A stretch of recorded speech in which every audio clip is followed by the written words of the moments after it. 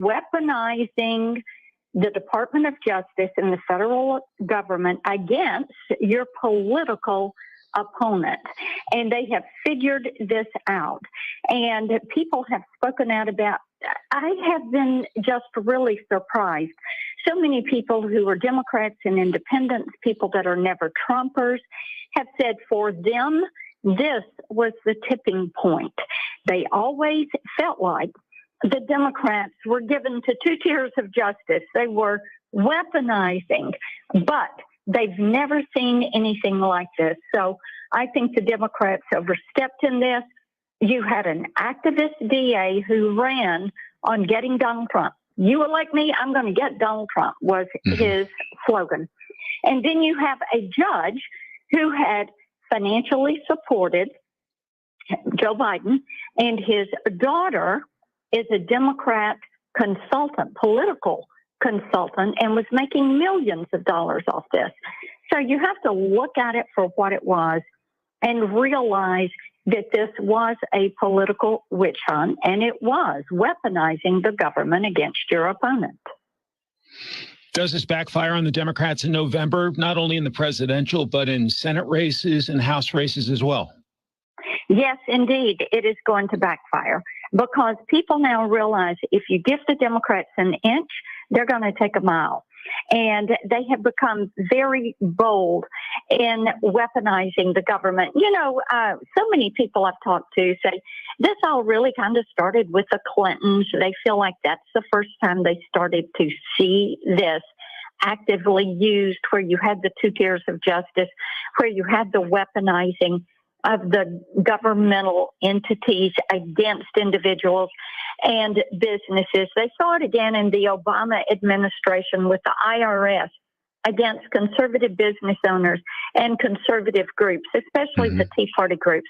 And now they have watched as the Biden administration has put this on steroids.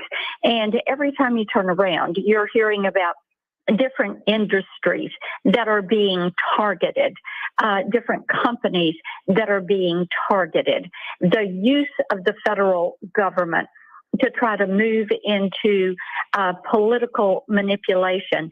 And people are saying, wait a minute, this is not what we're about. I might not like Donald Trump. I might appreciate his policies. I might not have never voted for Donald Trump. I might have voted for Joe Biden. You hear all of those things, but they go to, but this is an overreach. And I do believe this is the proverbial tipping point. Does this mean war in Washington? I realize this was a New York City courtroom, but what's the impact in places like Capitol Hill? The impact in places like Capitol Hill is what you saw some of my Republican colleagues and I say this week. We will block funding for agencies who are being weaponized.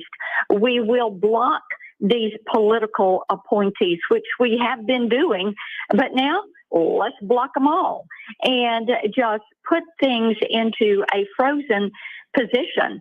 Just put it into a stalemate until the people have their say November 5th. And I encourage everyone to go to donaldjtrump.com to get active for November 5th. Be sure your friends at church, your friends that you work with, people in your neighborhood are registered to vote. Be sure that they vote. Be certain that they help us elect a Republican Senate and keep a Republican House so we can stand up and take action against this.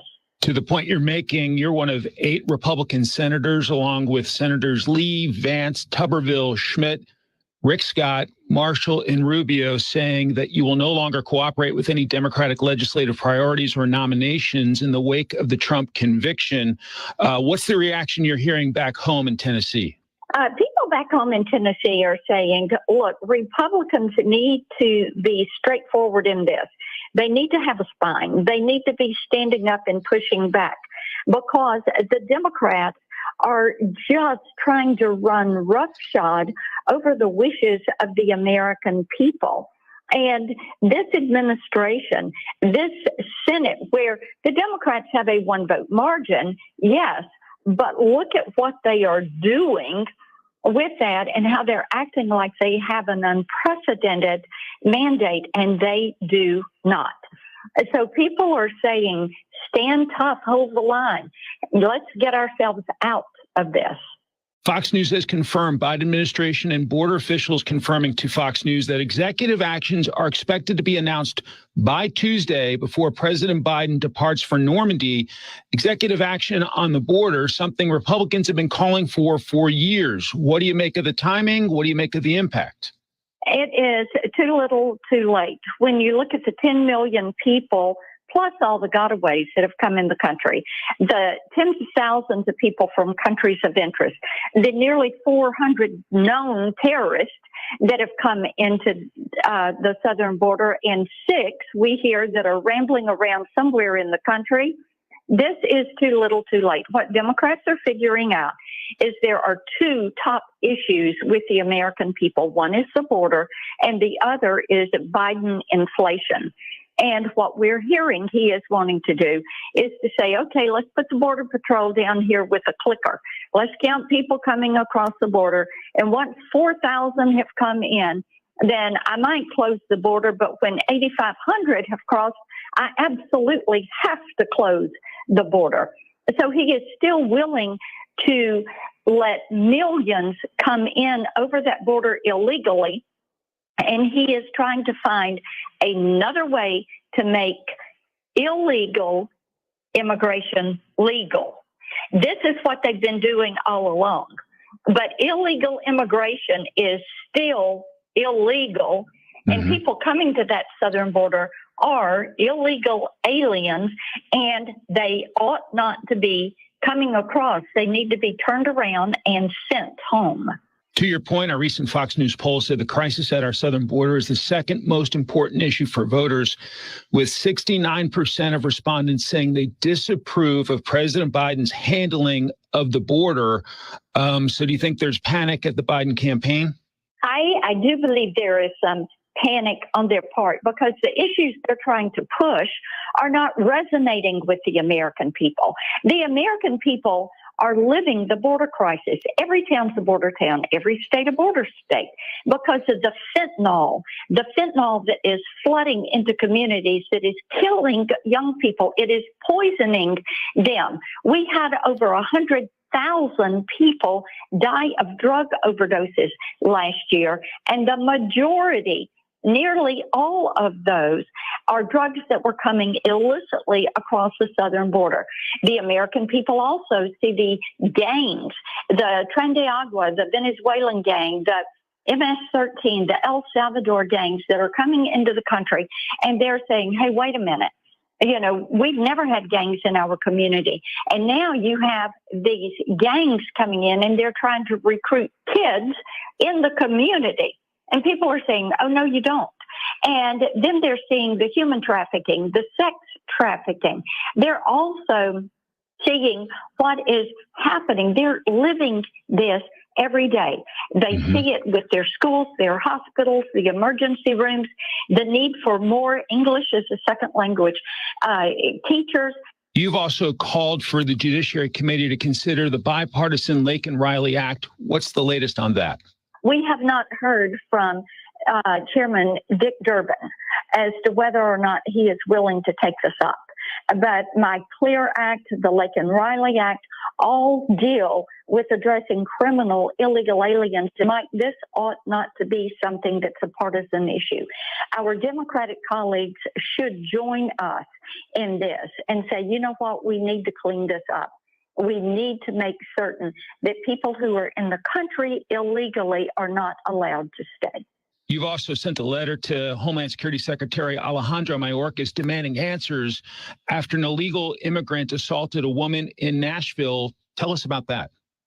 Yes, this is a woman who was at an ice cream shop in Nashville, and she was assaulted and pushed into a restroom at this place and really had to fight him off. And others came to her aid, and an arrest was made. And what we want to know is, when did he come into the country? And once he's apprehended, he should be deported. You know, Mike, here's the thing, and people know this. If you were in this country on a work visa or a student visa, and you committed some type of offense, you would immediately be removed from the country. You would not be allowed to stay. But it seems that there is special consideration that is given to people that are illegally in the country. And Tennesseans ask me regularly, why is this? Why can't we not have people removed from the country when they commit a crime, when they conduct an offense? Good question. Senator Marsha Blackburn of the great state of Tennessee, thank you so much for your time. Have a wonderful week. You too. Take care. This is News Talk STL at 1019, 94.1 and newstalkstl.com.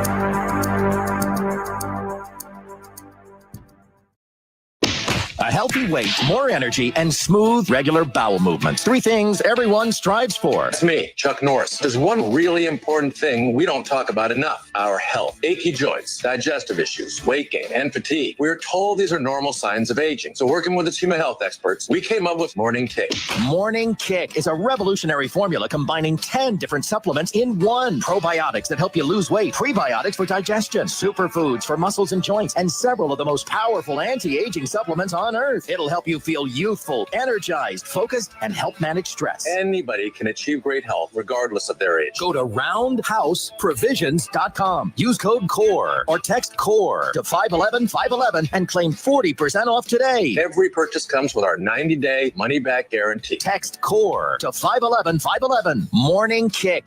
These statements have not been evaluated by the FDA. This product is not intended to diagnose, treat, cure, or prevent any disease. Message and data rates may apply. Paid for by Roundhouse Provisions. If spring allergies keep you trapped inside, then you need Navage Nasal Care to keep you breathing clearly and enjoying all the beauties of spring. Navage helps clear nasal passages that are often clogged because of seasonal allergies. Navage gently flushes a pure, refreshing saline solution through your nasal passages to clear out congestion, sucking out that springtime pollen and other irritants trapped in your nose. Navage is available online at Navage.com or in stores at Walmart, Walgreens, CVS, Rite Aid, and Target. Navage, Navage.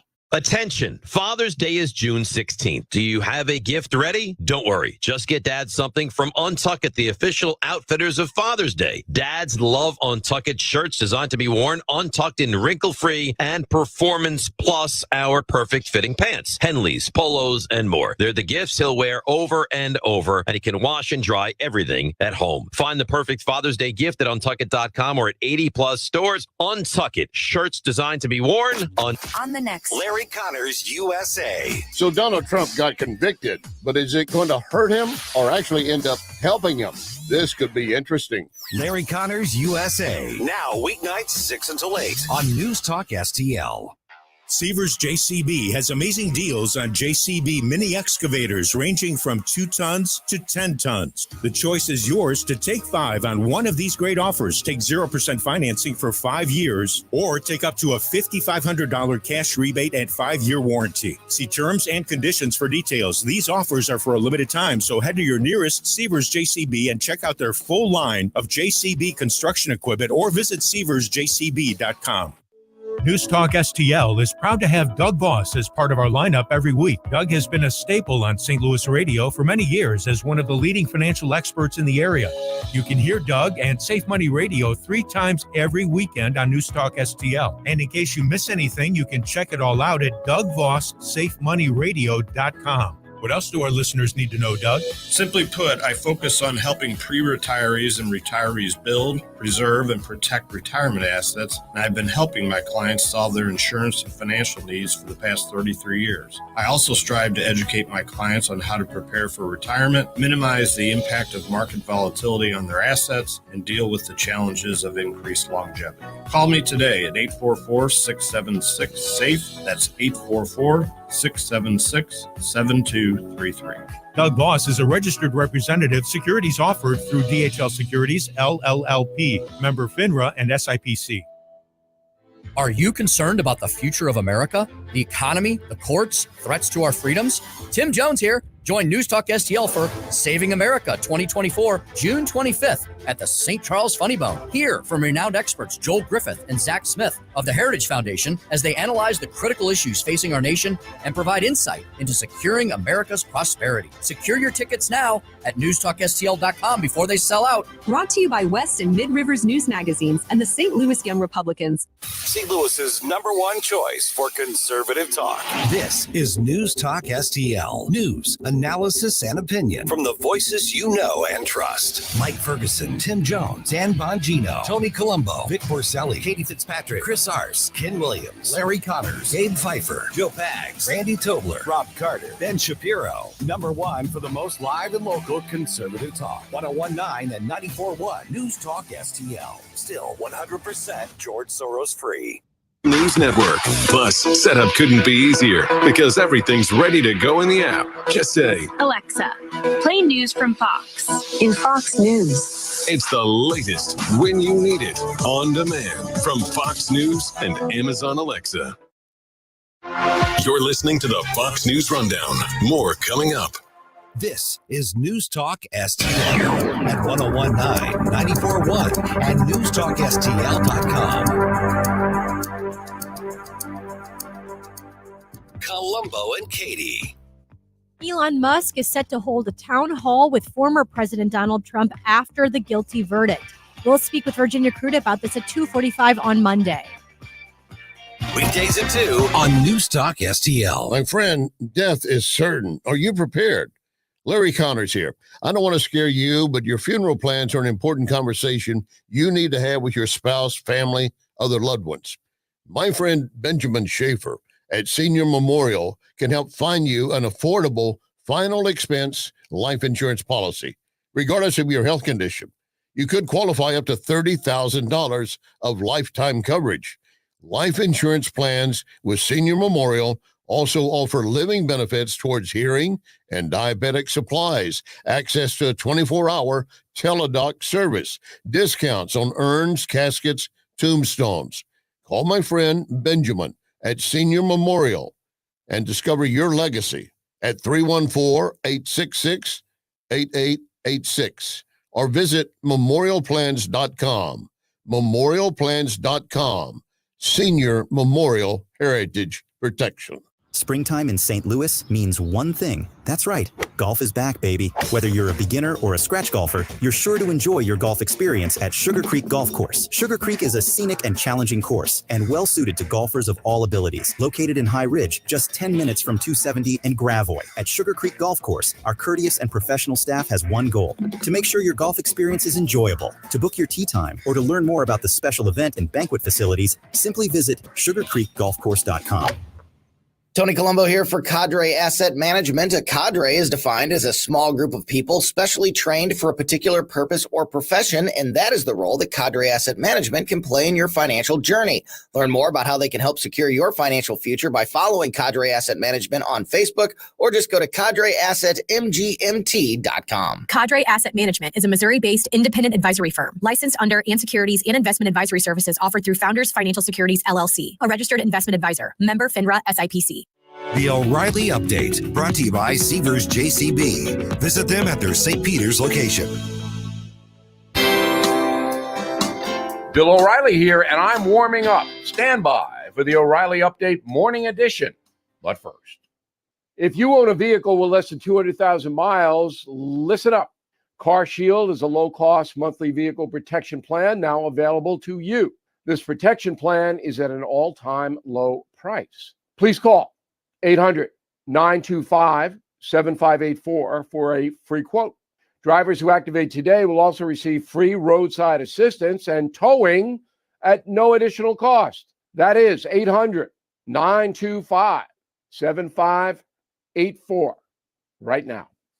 On this Monday, if you follow my commentary, you know that I believe something major is going to happen in the USA between now and November to better define the presidential vote. The Trump trial is not it. Now, I have no idea what the change event could be, but let's look at some possibilities.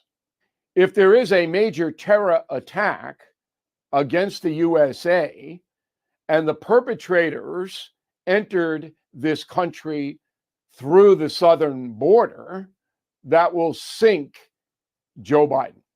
We all know that millions of foreign nationals have come across the border because of Biden's open policy down there, and they are largely unattended at this very moment.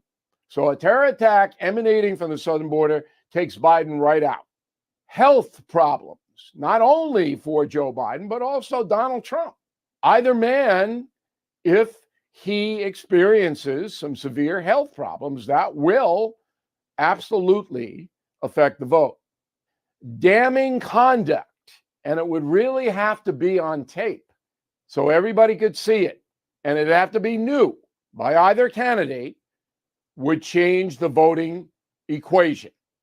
And finally, if either of these men have a total public meltdown.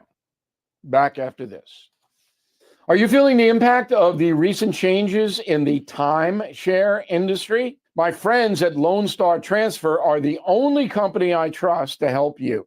For more than a decade, they have successfully helped over 20,000 owners get out of their timeshare with an A+ rating at the Better Business Bureau. Customer service is their priority. For a free consultation and a guaranteed solution, 855-551-7066 or go to LoneStarTransfer.com. That is the Morning O'Reilly Update. More analysis later on. From the Michaels Flooring Outlet Weather Center. I'm First Alert Meteorologist Kristen Cornett with your forecast. Partly cloudy and dry overnight, 68 the overnight low. Mostly sunny and hot on Monday with a high of 90. There is a 40% chance of scattered thunderstorms in the afternoon. That chance goes up to 60% Monday night. Some of those could be strong to severe. We'll drop to 70 degrees as our overnight low Monday night into Tuesday morning. And then on Tuesday, mostly cloudy with a 60% chance of showers and storms and a high of 85 degrees. That's your First Alert forecast. I'm meteorologist Kristen Cornett. Every day, the men and women of the United States Marine Corps demonstrate their commitment to defend the American way of life. Since 1775, we have served our nation as a force in readiness. From combat operations to humanitarian assistance in every corner of the world. No matter where the mission takes us today, or wherever our country needs us tomorrow, we always remember the land we call home. As Marines, we take a stand for each other, for our nation, for us all. The few, the proud, the Marines. Whether at home or at work, you're mobile. So when you're mobile, stay mobile. Keep St. Louis's home for conservative talk with you wherever you go. Download the News Talk STL app in the App Store or at newstalkstl.com. Watch us on our live stream using Rumble, Facebook, and Twitter. Having your first cup of coffee? Mike's on his third. This is Mike Ferguson in the morning on News Talk STL.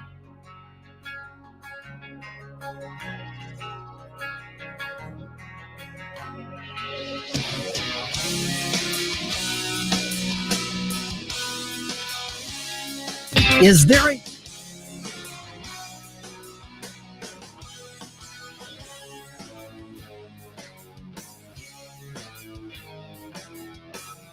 Is there a shift in thinking that's coming when it comes to the resources we give to young people? And I say that because I found an article, well, it was really kind of a answer to a question in the Washington Times by Dr. Everett Piper, who's been on the show before, and he joins me right now. And it was part of your Ask Dr. E series. And Everett, appreciate you being back on the program here. And when I saw the headline, should parents use therapists to help children adjust to life's challenges? I immediately thought, Everett, ooh, that's going to be a spicy response no matter what your answer is. And it was, because in a nutshell, and I would encourage people to go to WashingtonTimes.com to find this for themselves, your answer was no. You said, I'm going to be very blunt. The answer is no. The current trend of hiring therapists to help children with everyday challenges is unhealthy. And I know you've had to have reactions from a variety of perspectives on this, but let's start with the basis on this, which is you're not criticizing the availability of therapy overall. You're talking about it being overused, if anything.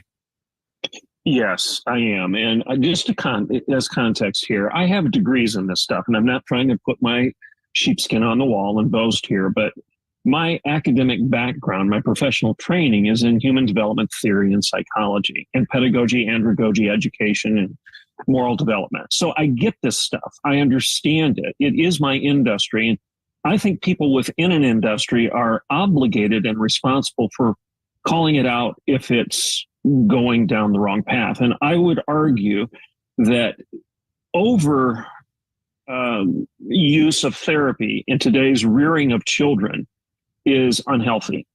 And my reason for saying that is a lot of the theory behind psychology and counseling and therapy today, in my view, as a guy from the inside, I would say a lot of the theory is garbage. It's just garbage. It's narcissistic. It's self-focused. It is self-congratulatory. It is the elevation of the individual over and above all of the rest of culture. It is the constant navel-gazing of our day and time. It's what Carl Truman calls the rise and triumph of the modern self. You're the parent. You're the dad, you're the mom, and I don't believe you should farm out raising your children to the professional therapist. Now, I'm not saying there isn't a time when you shouldn't partner with or should partner with a professional. In extreme situations, there may be a time to do that. But even then, I would argue, make sure you know who that professional is and make sure you know what their theory of life and their theory of child rearing is. And make sure they agree with you and that they're partnering with you as a parent to raise your child, to train up a child in the way he should go so that when he is old, he will not depart, to use biblical language. Bottom line, my answer to this question is no, you shouldn't be farming out everyday parenting to the professional therapist. Number one, because it's your job. And number two, most of these parents that are relying on the professional don't take the time to figure out what the professional's worldview is and whether or not it agrees with them, the mother and father. I don't want to send my son off to some therapist who's going to be contradicting me every step of the way in terms of the morals and the values and the important ideas that I want my child to hold dear as he becomes an adult. You'll see there's going to be a lot of people really shocked to hear you say that, especially with your educational background, with your professional background. They're going to say, but I've been told all my life that these are experts. You know, we're told that, what's the harm in bringing somebody in who knows more about it than I do? I'll just trust the experts. And we've heard that increasingly in the last several years. So what you're saying is really almost countercultural, especially over the last few years. Well, and again, I value education. I've got an undergraduate degree, a graduate degree, and a PhD in this stuff, and I value it. And I agree that understanding how we function as human beings, both internally and socially and relationally, is important. And in fact, I would argue that much of the Bible directs us toward understanding ourselves in relationship to each other and in relationship with God. So I'm not disparaging that, but you're the expert. You're the father. You're the mother. No one knows your child better than you. And don't let anybody tell you otherwise. Unless there's something grossly dysfunctional going on, you should take the reins and you should be a good dad and a good mom. And again, don't farm it out to somebody else because you think they know your child better than you. I think the church has been making this mistake for decades where we farm out the teenage years to the youth pastor, thinking the youth pastor knows more than we do about how to take care of adolescents. But garbage. The youth pastor doesn't know more than the parent. And honestly, he may be good at throwing pizza parties, but he doesn't know anything about counseling your kid through relational conflict or through anxiety or through adolescent development. Moms and dads should take the responsibility here. And yes, partner with a professional if there's something grossly abnormal taking place, but make sure that professional is someone you agree with and understand, and someone that understands you. Talk to the parents out there who are hearing what you're saying and they think in concept. They're saying, you're right. I was a parent. My kids are both in their 20s. And there are times I'm thinking, I've never done this before. When my oldest is in those teenage years or the first set of problems happen, I don't know. There's no how to parent roadmap, out there that I would necessarily go to when I don't know the answer. Not every parent knows the answer. How do you work through that, saying you know your kid better than anybody else, when the temptation is call somebody or hire somebody in? Because when you tell parents you're the expert on your child, there's a lot of people who say, but it just doesn't feel that way sometimes. Well, sure. And we all have discomfort. I mean, what parent likes talking to their son or daughter about sex, for example? I mean, that's hey, go talk to your mom. I mean, or go talk to the pastor, or go. We don't like dealing with the uncomfortable things, but there are times where we need to screw up our courage and take care of those important issues ourselves as best we can. And here, as a Christian, I would say, hey, that's why you're part of the church. You have friends in your church. You have a pastor in your church. Go to them and ask them for advice. Partner with them as you raise your children. Ask them what they did. If they're half a step ahead of you, if their children are, a generation older than yours, or even just a few years older than yours, there are good parents within your circle of influence at your church that can give you good common sense advice. And you can trust them because you've had a relationship with them and you're all marching to the same tune. You're all marching in the same direction under the banner of your church. And that's the kind of child I think you want to raise, is somebody that embraces those values. So go to your circle of influence, your friends, your pastor, and seek their advice before you go to a stranger. And for a lot of the parents out there who are probably struggling or debating what you just said, why does it matter where good advice or good mentoring comes from? Why does it matter if it comes from the parents versus a counselor versus a teacher? What's so important about the parent's unique role in delivering that advice or that mentorship? Because in our time, we live in a postmodern culture where you don't know if the teacher is going to embrace your values on sexuality. You don't know if the teacher or the school counselor or the therapist is going to enable your child to become very dysfunctional and embrace trans identity, for example. You have 30% of today's Gen Zers. 30% of them are identifying as LGBTQIA trans. 30%, I'm going to say that number one more time, 3 out of 10. Now that is not normal. Just 5 minutes ago, in terms of human history, it would have been in the 1 to 4%. And all of a sudden it jumps to 30%. Why? Because the professional establishment, the experts are pushing your kids in that direction. I don't want that happening when my kid is wrestling with his sexuality when he's 14, 15 years of age. I don't want somebody encouraging my kid to experiment with sexuality rather than understand that it's binary and that it's defined by God and the moral parameters are the best way for you to live. That's why it's important to keep these things close to home rather than going with a stranger to give advice and counsel. Okay, if you want to see the more complete written answer to this, just look up WashingtonTimes.com and look up Everett Piper. This one's called Ask Dr. E. Should parents use therapists to help children adjust to life challenges? Fascinating conversation, Everett. I really appreciate you being back on the program. People do want to maybe be in touch, follow your work. Otherwise, what's the best way to do that? My Twitter handle is Dr. Dr. Everett Piper. DrEverettPiper. And you can go to Facebook. I've got a professional personality page, and that's under Dr. Everett Piper on Facebook. Or go to my website, and that's dreverettpiper.com. And, of course, see your books available there as well. So, Everett, great to talk to you again. I really hope this spurs on a lot of conversations and debates and difficult questions that, frankly, I think we probably ought to wrestle with these days. The bottom line is parents should be parents. It's your job. It's your responsibility. Don't farm it out. Step up to the plate, accept the challenge, be a good dad, be a good mom. Thanks so much, Everett. Blessings. For podcast articles and more, find us on newstalkstl.com. We give you news, analysis, opinion, and more. Only on News Talk STL. Get up, St. Louis. It's Mike Ferguson in the morning.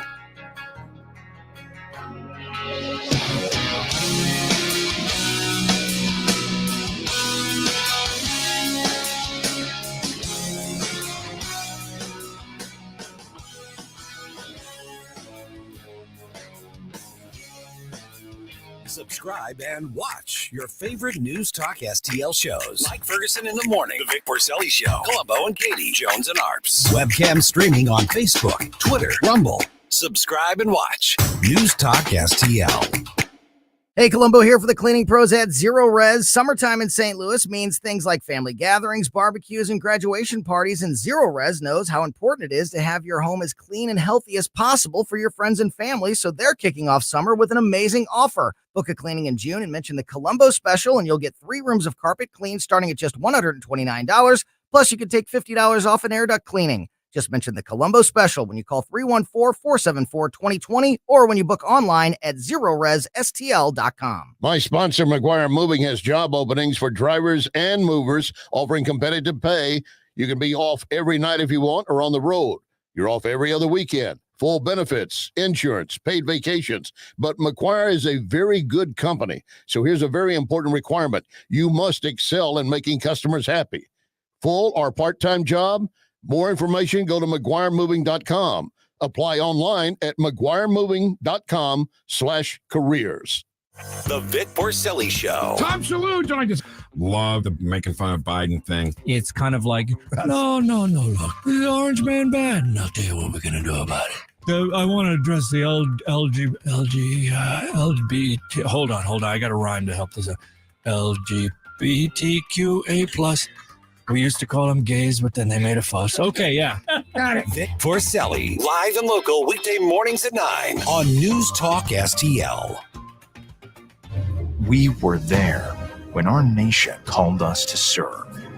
We were there to write the original GI Bill and get it signed into law. When a community found itself in the middle of a natural disaster. When tragedy struck at a local school. For veterans who suffered from toxic exposure and needed a voice on Capitol Hill. And we're still serving as part of the American Legion. For more than 100 years, veterans have been strengthening our nation through the American Legion.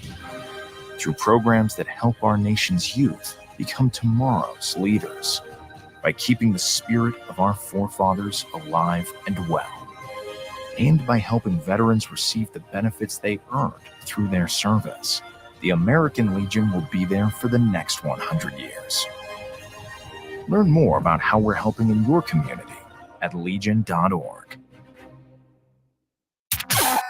News Talk STL. First thing in the morning and pretty much all day. Live and local. 101.9 and 94.1. News Talk STL. Danny Define with the Next Gen right here on Sundays at 10 p.m. Now back to a hot, steamy cup of Mike Ferguson in the morning on News Talk STL. The Morning News Dump. Are you joking? Is this a joke? Listen, folks. The Morning News Dump. All right. President Biden's push for a ceasefire that benefits Hamas, let's be honest, that's what it is moving forward and is at least partially accepted by Israel under immense U.S. pressure. U.S. pressure. A lot of U.S. pressure. Also, speaking of Biden's, remember Hunter? Remember that guy? Yeah, vaguely. He goes on trial today. No kidding. Yeah, the media is going to be all over it, wall-to-wall cut. No. All right. And the Battle Hawks have dome field advantage the rest of the way in the UFL. Oh, it was a tight one. Man, was it ever. That was a squeaker. And Coach Anthony Becht just simply knew the rule book better than whoever the Brahmas coach is. I don't know. Who looks familiar to me. I can't figure out who he is. I want to say Bum Phillips, but I don't know that. Yeah. Anyway. But he just outcoached him on that. Well, you know who called that? I don't mean to get into the specifics of that play, but AJ McCarron was the one who saw the opening. Yes, who saw the Okay. guy in the end zone and said, "Hey, number 50 was in the end zone. He's a lineman. He's not supposed to be there." Okay. And Beck said, "Are you sure?" And he said, "Yeah, that's it." And Yeah. you're right. And Beck went after it. Yeah, and it turned out to be Mhm. a 1 or 2 point victory there. 1 point. Yeah, 1 point victory. Missed field goal by the Brahmas. 13-12. Dome field advantage. I like that they came up with that dome field advantage. All right, 5:50 right now. All right, let's get to some serious news here. And first, memorial services for Davy and Natalie Lloyd begin this afternoon. Those, of course, are the two missionaries murdered by gangs in Haiti just a little bit over a week ago. Their remains were returned to the U.S. on Friday. The visitation begins at 3 p.m. in Neosho, and the funeral is tomorrow morning. Both of those services, the visitation and the service itself, are being held at the Bible Holiness Assembly of God Church. The funeral is going to be streamed because there is simply no way they're going to be able to fit everybody in there who wants to be there. Natalie Lloyd, of course, is the daughter of Missouri State Representative Ben Baker. There is no possible way they're going to have closure on this anytime soon, but at least they're able to move forward with this part of the grieving process. And I'm glad they're able to stream it. Good. Yes. Yeah, and I imagine there's going to be a lot of people watching that. Mhm. Okay, Israeli Prime Minister Benjamin Netanyahu's government has or is begrudgingly accepting President Biden's plan for a ceasefire in Gaza, saying that it is not a good deal, but they want to see the remaining hostages get released. And this comes as Israeli forces continue to operate in Rafah to go after and, frankly, kill Hamas militants. White House National Security Communications Advisor John Kirby was on This Week on ABC. He was asked by George Stephanopoulos if he agrees with the president's assessment that Hamas is no longer capable of carrying out large-scale terrorist attacks. Nope. Am I up? You're up. Am I up? Yeah. I have somebody unplugged the Ah. thing here. Oh, okay. That's handy. Thank you, weekend people. Those wacky weekend people. There you go. Thank you, weekenders. This is why you don't have a full-time job in this. All right. Let's try it again here. All right. We've not said that they don't still represent a viable threat to the Israeli people. Of course they do. But they don't have the military capabilities to do what they did on the 7th of October. And so from a military perspective only, George, as President Biden said, the Israelis have accomplished most of their goals in Gaza. So why does this benefit Hamas? Because it calls off Israel and gives Hamas time to regroup and rebuild and renegotiate and go back to Iran to get more money and more weapons. Period. Yeah, sadly, that's the case. And but Okay. the president wants to shore up his far left base, who's threatening to abandon him. That's where we are.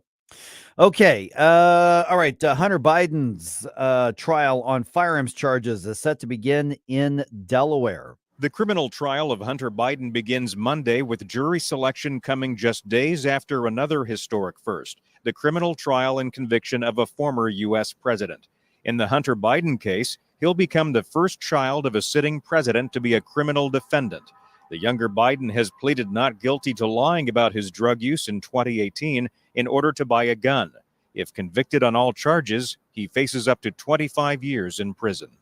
Greg Clugston reporting. Such precedent-setting times. What's that old curse? May you live in interesting times. We've got that for sure. We got it. All right. Multiple shootings and dozens of car break-ins. That's the weekend report for the city of St. Louis. In the Shaw neighborhood, local media is reporting close to 60 car break-ins along Magnolia Avenue alone. That happened overnight Saturday into Sunday morning, and homicide detectives are also investigating 3 separate shootings, resulting in 2 deaths and 3 injuries. Now, remember, we're told that the city is having a renaissance right now, according to the mayor. If that's your renaissance, you can keep it. You want my little side story here real quick? Yeah. We were at dinner last night in Washington, outdoor, a little place right along the riverfront. And unbeknownst to us, sitting next to us were a couple of couples discussing items in the city. I thought, well, this is kind of interesting. And one of them mentioned about gunshot sounds in the evening and trying to walk the dog and not being not really feeling safe. And oddly enough, they were in the Tower Grove neighborhood, which is where we used to live in South City. And it was so sad sitting there and hearing them say, boy, there's times at night when it feels really dangerous. But I love living there, but it's dangerous. Yeah. Rachel and I got married in the Tower Grove neighborhood. Yeah. At the Piper Palm House. Yes. Yeah. I remember. Yep. Yeah. That just doesn't surprise me. No. At all. All right. Back to Washington here. Anthony Fauci. Remember that guy? Mm-hmm. Get all kinds of blasts from the past happening here. Former director of the National Institute for Allergy and Infectious Diseases is going to be testifying today to a House subcommittee exploring the origins of COVID-19. Congressman Ronnie Jackson, he's a Republican out of Texas, was on Fox News Live, and he says that Fauci must be held accountable for what Republicans are accusing of, and every bit of evidence indicates is using his personal email, Fauci's personal email, and coded language to bypass potential Freedom of Information Act requests. We have said it's a no-go.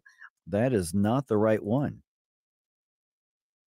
My goodness, that is okay. Basically, what he was talking about there is that Anthony Fauci used, like, for instance, symbols for different words, so that if there was a FOIA request that looked for any email related to this, that he could try to say plausibly, well, no, that email doesn't have that word in it, because they used coded language, like, dollar signs and exclamation points and things like that to represent something that was completely understood. Subcommittee is still looking into accusations that the NIH and U.S. scientists were involved in, obviously, the Wuhan virus. Well, he is Mr. Science. Yeah, he represents science. All right. Okay, the Cardinals need an extra inning to get the win over the Phillies on Sunday. They lost the series in Philadelphia, but at least they avoided the sweep. Final score was 5-4. Nolan Gorman had a home run in the first inning and drove in the winning run in the 10th inning. The Redbirds' road trip continues today with a 7-10 game against the Astros in Houston. Kyle Gibson gets the start for this one. He's going to be up against Verlander in this one, so that should be pretty good. Yeah, it should. All right, tickets for this coming weekend's UFL Conference Championship between the Battlehawks and the Brahmas go on sale today at 10 o'clock. So 4 hours from right now, you can get your ticket to see the XFL Conference Championship, and the XFL Conference, of course, being one of the two conferences in the UFL. The XFL Conference title game is going to be Sunday night at the Dome, and it will be a rematch of Saturday's game between those two teams. The actual website, if you want to get your tickets early on, is theufl.com/tickets. And if you were a season ticket holder, you've already got your link. They've already sent it to you, and you probably already got your tickets, by the way. But that's going to happen at the Dome. Anthony Beck, the team, they are basically begging everybody for a sellout of the Dome. 34,000 plus at this past week's Saturday afternoon game. That was about 55 or 60% of the total UFL attendance over the entire weekend. It was great to see the bottom bowl full and some people upstairs. That was nice. Yep, it was another big turnout. Hi, I'm Rodney Wallner. And I'm Jen Wallner with the Wallner Home Selling Team at Berkshire Hathaway. Hey, Jen, how do you sell your home for top dollar? That's easy. Call the Wallner Home Selling Team at 314-810-SOLD. What if I want a flexible commission plan? Call the Wallner Home Selling Team at 314-810-SOLD. What's the best time to sell your home? Right now, call the Wallner Home Selling Team at 314-810-SOLD. For all your real estate needs, call the Wallner Home Selling Team at 314-810-SOLD. That's 314-810-SOLD. What's the best way to get rid of a timeshare that you don't want? Call the Timeshare Exit Hotline. We're a group of attorneys that help customers legally exit their timeshares. It's an easy process. We guarantee results or you pay nothing. Exit your timeshare today. Call now. 800-524-1641. 800-524-1641. That's 800-524-1641.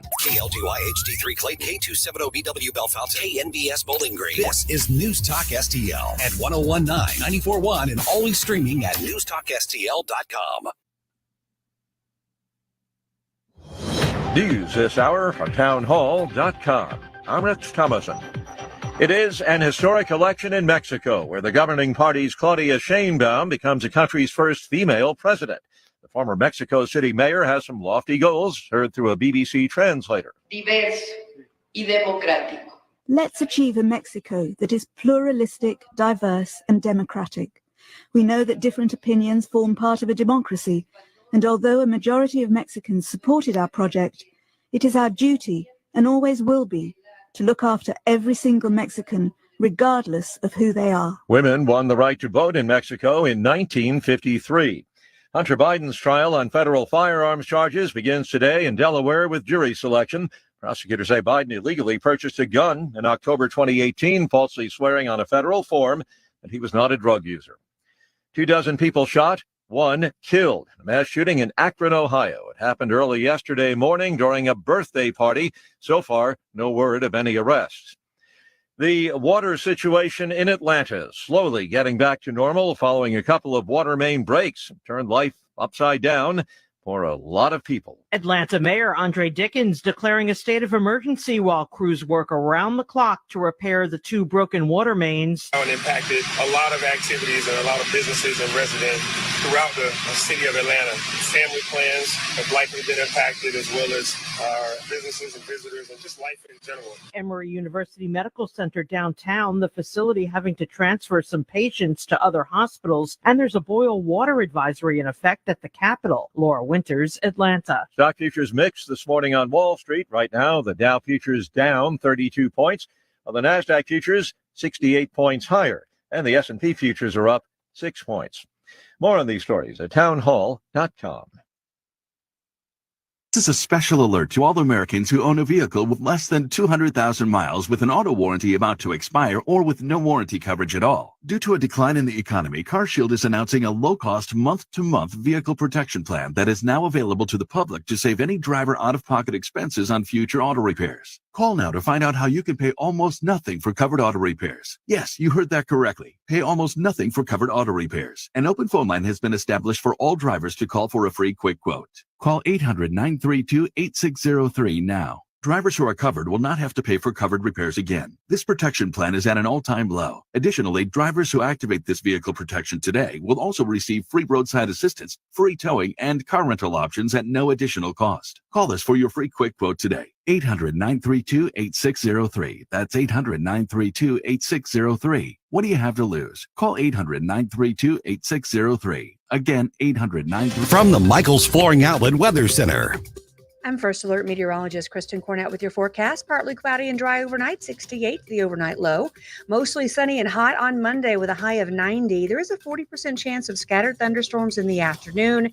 That chance goes up to 60% Monday night. Some of those could be strong to severe. We'll drop to 70 degrees as our overnight low Monday night into Tuesday morning. And then on Tuesday, mostly cloudy with a 60% chance of showers and storms and a high of 85 degrees. That's your First Alert forecast. I'm meteorologist Kristen Cornett. This hour of News Talk STL is brought to you by Rodney and Jen Wallner and the entire Wallner home selling team at Berkshire Hathaway. Call them today at 314-810-SOLD. 314-810-SOLD.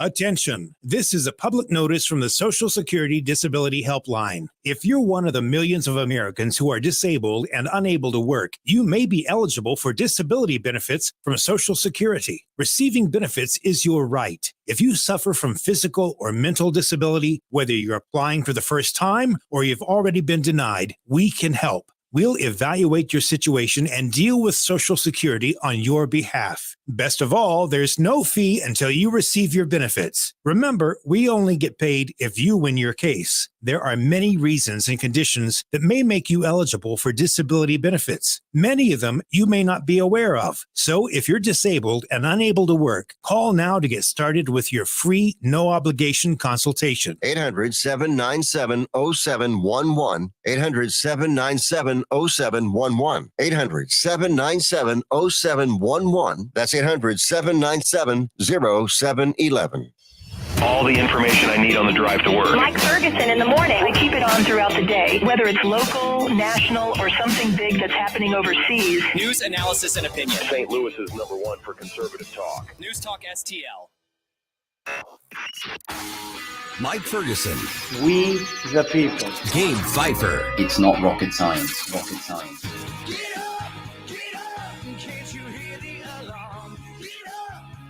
Mike Ferguson in the morning on News Talk STL.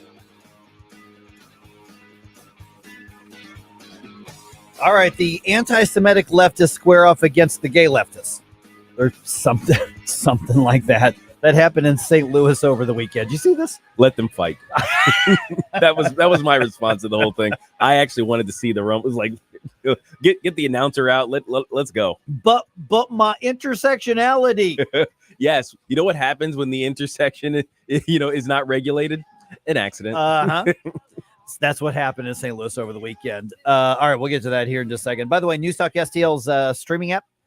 Find us on your app store. So download it before you go to work. If you don't have it already, then you can just keep us on all morning long. It is 6:06. I'm Mike Ferguson. Got Gabe Pfeiffer here. Got Stel Ponticus here. Okay, so according to the one news report I could find, and I'm sure other news outlets covered it, but it wasn't on their website today. But the hundreds of anti-Israeli protesters, the same anti-Semitic bigots that have been trying to block Delmar Loop and all this kind of stuff.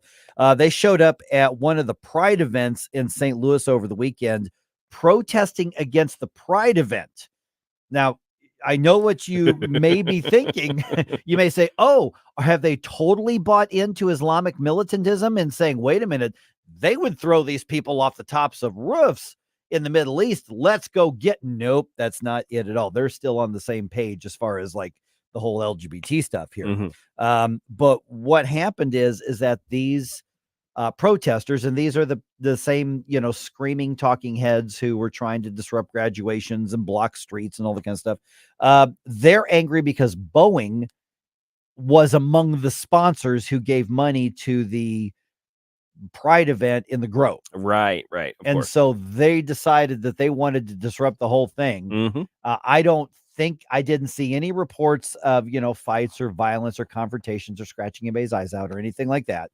But it's interesting to me that you've now got extreme leftists versus extreme leftists because they're not agreeing on the end goal of the extreme leftism.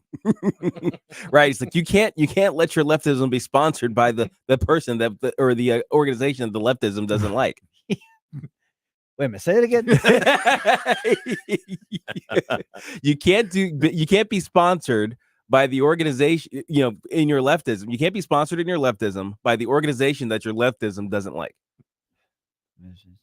You have to do the math. It tracks. You just gotta do the math. It's an intersectional equation. And we laugh just because it's freaking funny. It's absurd. Okay, but here's the thing. You talk about the news coverage is anemic on this. Mm-hmm. I'm looking at Channel 4's. I printed up their story on this. Yeah. It is literally 46 words long. Literally. Okay. I got my pen out and I'm counting. St. Louis is one word, and 46 words long. Okay, so in terms of reporting, that's basically a head nod. It's like, okay, a thing happened. I have to, we don't want to be criticized for not, not covering it. Yeah. Because when you look at the backlash against these, what the media would call supporters of Gaza, supporters of the Palestinians, they don't want to say anti-Israeli. They don't want to say anti-Semitic. I mean, because they just don't.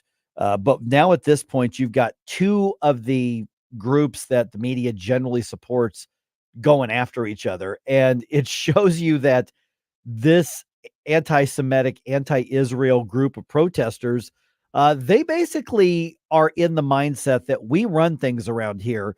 Everybody else get in line with us. And of course, and then you've got the pride stuff with all of its frivolity and everything that goes with it, who are like, we're just trying to party here.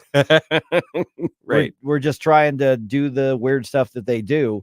And then you've got the guys and the gals with the keffiyehs and the blood on their hands, all that kind of stuff. So it shows you a phenomenal arrogance. One side has made massive gains and essentially won their culture war battles. But I think there's a backlash against that. We'll talk about that in about an hour. Mm-hmm. And then you've got the other side that basically is trying to operate on intimidation tactics. Yes. You will comply. You will submit. Mm-hmm. What did they think they were? Did they think they were going to get the gays to stop partying in the Grove on Pride weekend, or the beginning of Pride Month? Did they really think that was going to happen? That was not going to No. happen. I mean, at best, you might have this like, okay, I'll put on pants. That's the best case scenario. Yeah, and you know what? If they would have gotten everybody to do that, I might actually have a little sympathy. Exactly. I'm pretty sure they didn't do It's that. like, hey, every once in a while, the anti-Israeli folks say something, not so crazy, like put on pants. Yeah, man. I don't know I don't think they would care about that. No, yeah. they actually don't. No, they don't. But it is a matter of, apparently, it's like when the Me Too thing happened. Mm-hmm. That was the dominant one. You will submit. We are above criticism. We are above critique. Believe all women. Yeah. You will not question us, and you will get in line, and you will support us. Mm-hmm. And then you had some groups going, whoa. We got some issues over here. But that's what happens with this intersectionality concept, is that, we all have our own thing, but the common enemy is conservatives. Mm-hmm. Well, conservatives are self-destructing right now anyway. The right's falling apart as it is, but we have to support each other, which we sat back, and those of us who are actual conservatives or libertarians, or the thinking version of it, and we've sat back and went, it's only a matter of time before these trains crash into each other. Oh, absolutely. And that's just a little tiny hint of that. Like I said, there was no like knockdown, drag out or anything. Yeah, the thing about leftist ideology is that there are so many contradictory ideas that they have to hold in their minds at one time and advocate for at the same time, that you inevitably expect that they're all going to sort of run into each other, and then it all falls apart. Mm-hmm. Leftist ideology, as best as I could ever tell, I've never seen this not be true. It's self-defeating. Right. You have this idea and this idea. It's like, well, those things contradict one another, and then they explode in the annihilation of antimatter and matter. Essentially, it's like they can't exist together. Well, and what was one of the best meme-worthy things that we've seen that basically and I'm not even gonna say conservatives, but I mean just pro-Israel Americans, because there are plenty on the left who either are Jewish or just simply say, we're not down with anti-Semitism. Right. I mean, there are people on the other side who vote differently than us, who have the humane, have the right viewpoint on this. But it's when you started seeing those pictures of people who were saying queers for Palestine. Yes. Yes. I mean, when you saw, and those people think they're serious. Yeah. It's a quintessential, distillation of the problem with leftist ideology and the strange bedfellows that are made when all you're interested in is power dynamics. Oh yeah. Yeah, exactly. All right. Let's see here. Let's really step into it around 7:05. Okay. There seems to be more willingness to just push back against Pride anything right now. Not just talking about, these other fringe anti-Semitic leftists who decide to mix this up with the rainbow flags. But I'm not just talking about your great uncle who's still mad about gay marriage from 10 years ago. I'm talking about overall, there seems to be more acceptance of criticizing anything related to Pride. So let's talk about that. And I've got a soundbite from Jordan Peterson, who just has no F's to give about any of it. Yes. And so let's step in it. We'll do it in about an hour. Let's go. Okay. By the way, real quick here, Senator Joe Manchin, finishing up his last term in office, he says he is no longer a Democrat. Manchin pulled the plug on his affiliation with the Democrats, citing partisanship on both sides of the aisle, posing what he sees as a threat to democracy. Posting on X, he writes, quote, "To stay true to myself and remain committed to put the country before party, I have decided to register as an independent with no party affiliation and continue to fight for America's sensible majority." Manchin is not running for re-election to his Senate seat this year and signaled this week he will not seek to reclaim his old job as governor of West Virginia. Bob Agnew reporting. I mean, it looks to me like Joe Manchin is not running for anything. He's already turned down the no labels push to get him to run for president. So he's not running for governor. He's not running for president. He's not running for re-election to the U.S. Senate. So it looks like he is retiring. So there was really no reason for him to make it a point to say, I am no longer a registered Democrat in West Virginia, other than to make a point to say, I am no longer a registered Democrat. And what did we see over the weekend? Total astonishment. Well, I think we kind of expected that this was going to happen. And everybody acted as though, oh my gosh, did you hear what Manchin said? Well, you know what? I think it was coming. It was pretty obvious. Yeah, I think I think you're right. I think that was obvious. His critiques, I mean, obviously he's not a Republican. He's not a conservative. He's probably one of, if not the last center-left Democrat in Congress. Yeah, probably. There's one or two in the House, but he's generally the last Truman-esque center-left. I mean, he would be more like what Dick Gephardt was. Of course, back in the 80s and 90s, we thought of Dick Gephardt as extreme far leftist, and now he would be a center left guy because the Democratic Party is being run by that fringe, and the left is being driven by the far left, and that's what Manchin's reacting to. And of course, he's also obviously reacting to some things on the right as well. Does this really change anything in the political landscape? No, not really. I don't think so. Except he gets to go to a coffee shop with Tulsi Gabbard now, and they can enjoy their company. What? I would love to join in that conversation at a coffee shop. I would love to have that conversation, and knowing there would be plenty of things I disagree with both of them, but they are fun to listen to. I think it'd be fun to engage them. I think it would be interesting to have people who would be willing to have the conversation, even though they are both center left. I could have that conversation all day long at some coffee shop, as long as it's not Starbucks, that's right, because I don't buy a coffee from them. Now, one thing I will say though is that it may portend a movement in the public in general. The thing with I'm trying to remember his name, Lieberman. I think Joe Lieberman, his movement from the Democratic Party. Now he still caucused with them, but his movement from the Democratic Party kind of portended a move to the right by the public in a little bit.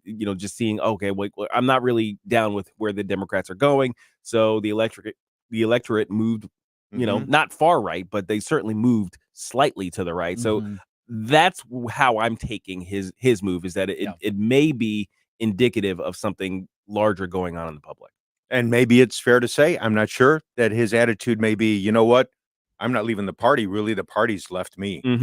Yeah, I'm seeing that from local Democrats and national Democrats as well. And we've seen that generationally over the years, and we've seen that on both the Republican and Democratic side. But right now, what you're really seeing is a lot of the Democrats saying that, are there actual, really dyed-in-the-wool conservatives who are frustrated with the populism and the nationalism and the big government trend of the Republican Party? Yeah, absolutely. And there are some that are probably left over that.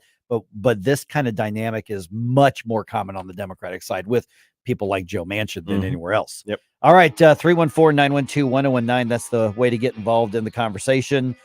Just ahead here, talk about something that both parties seem hypocritical about.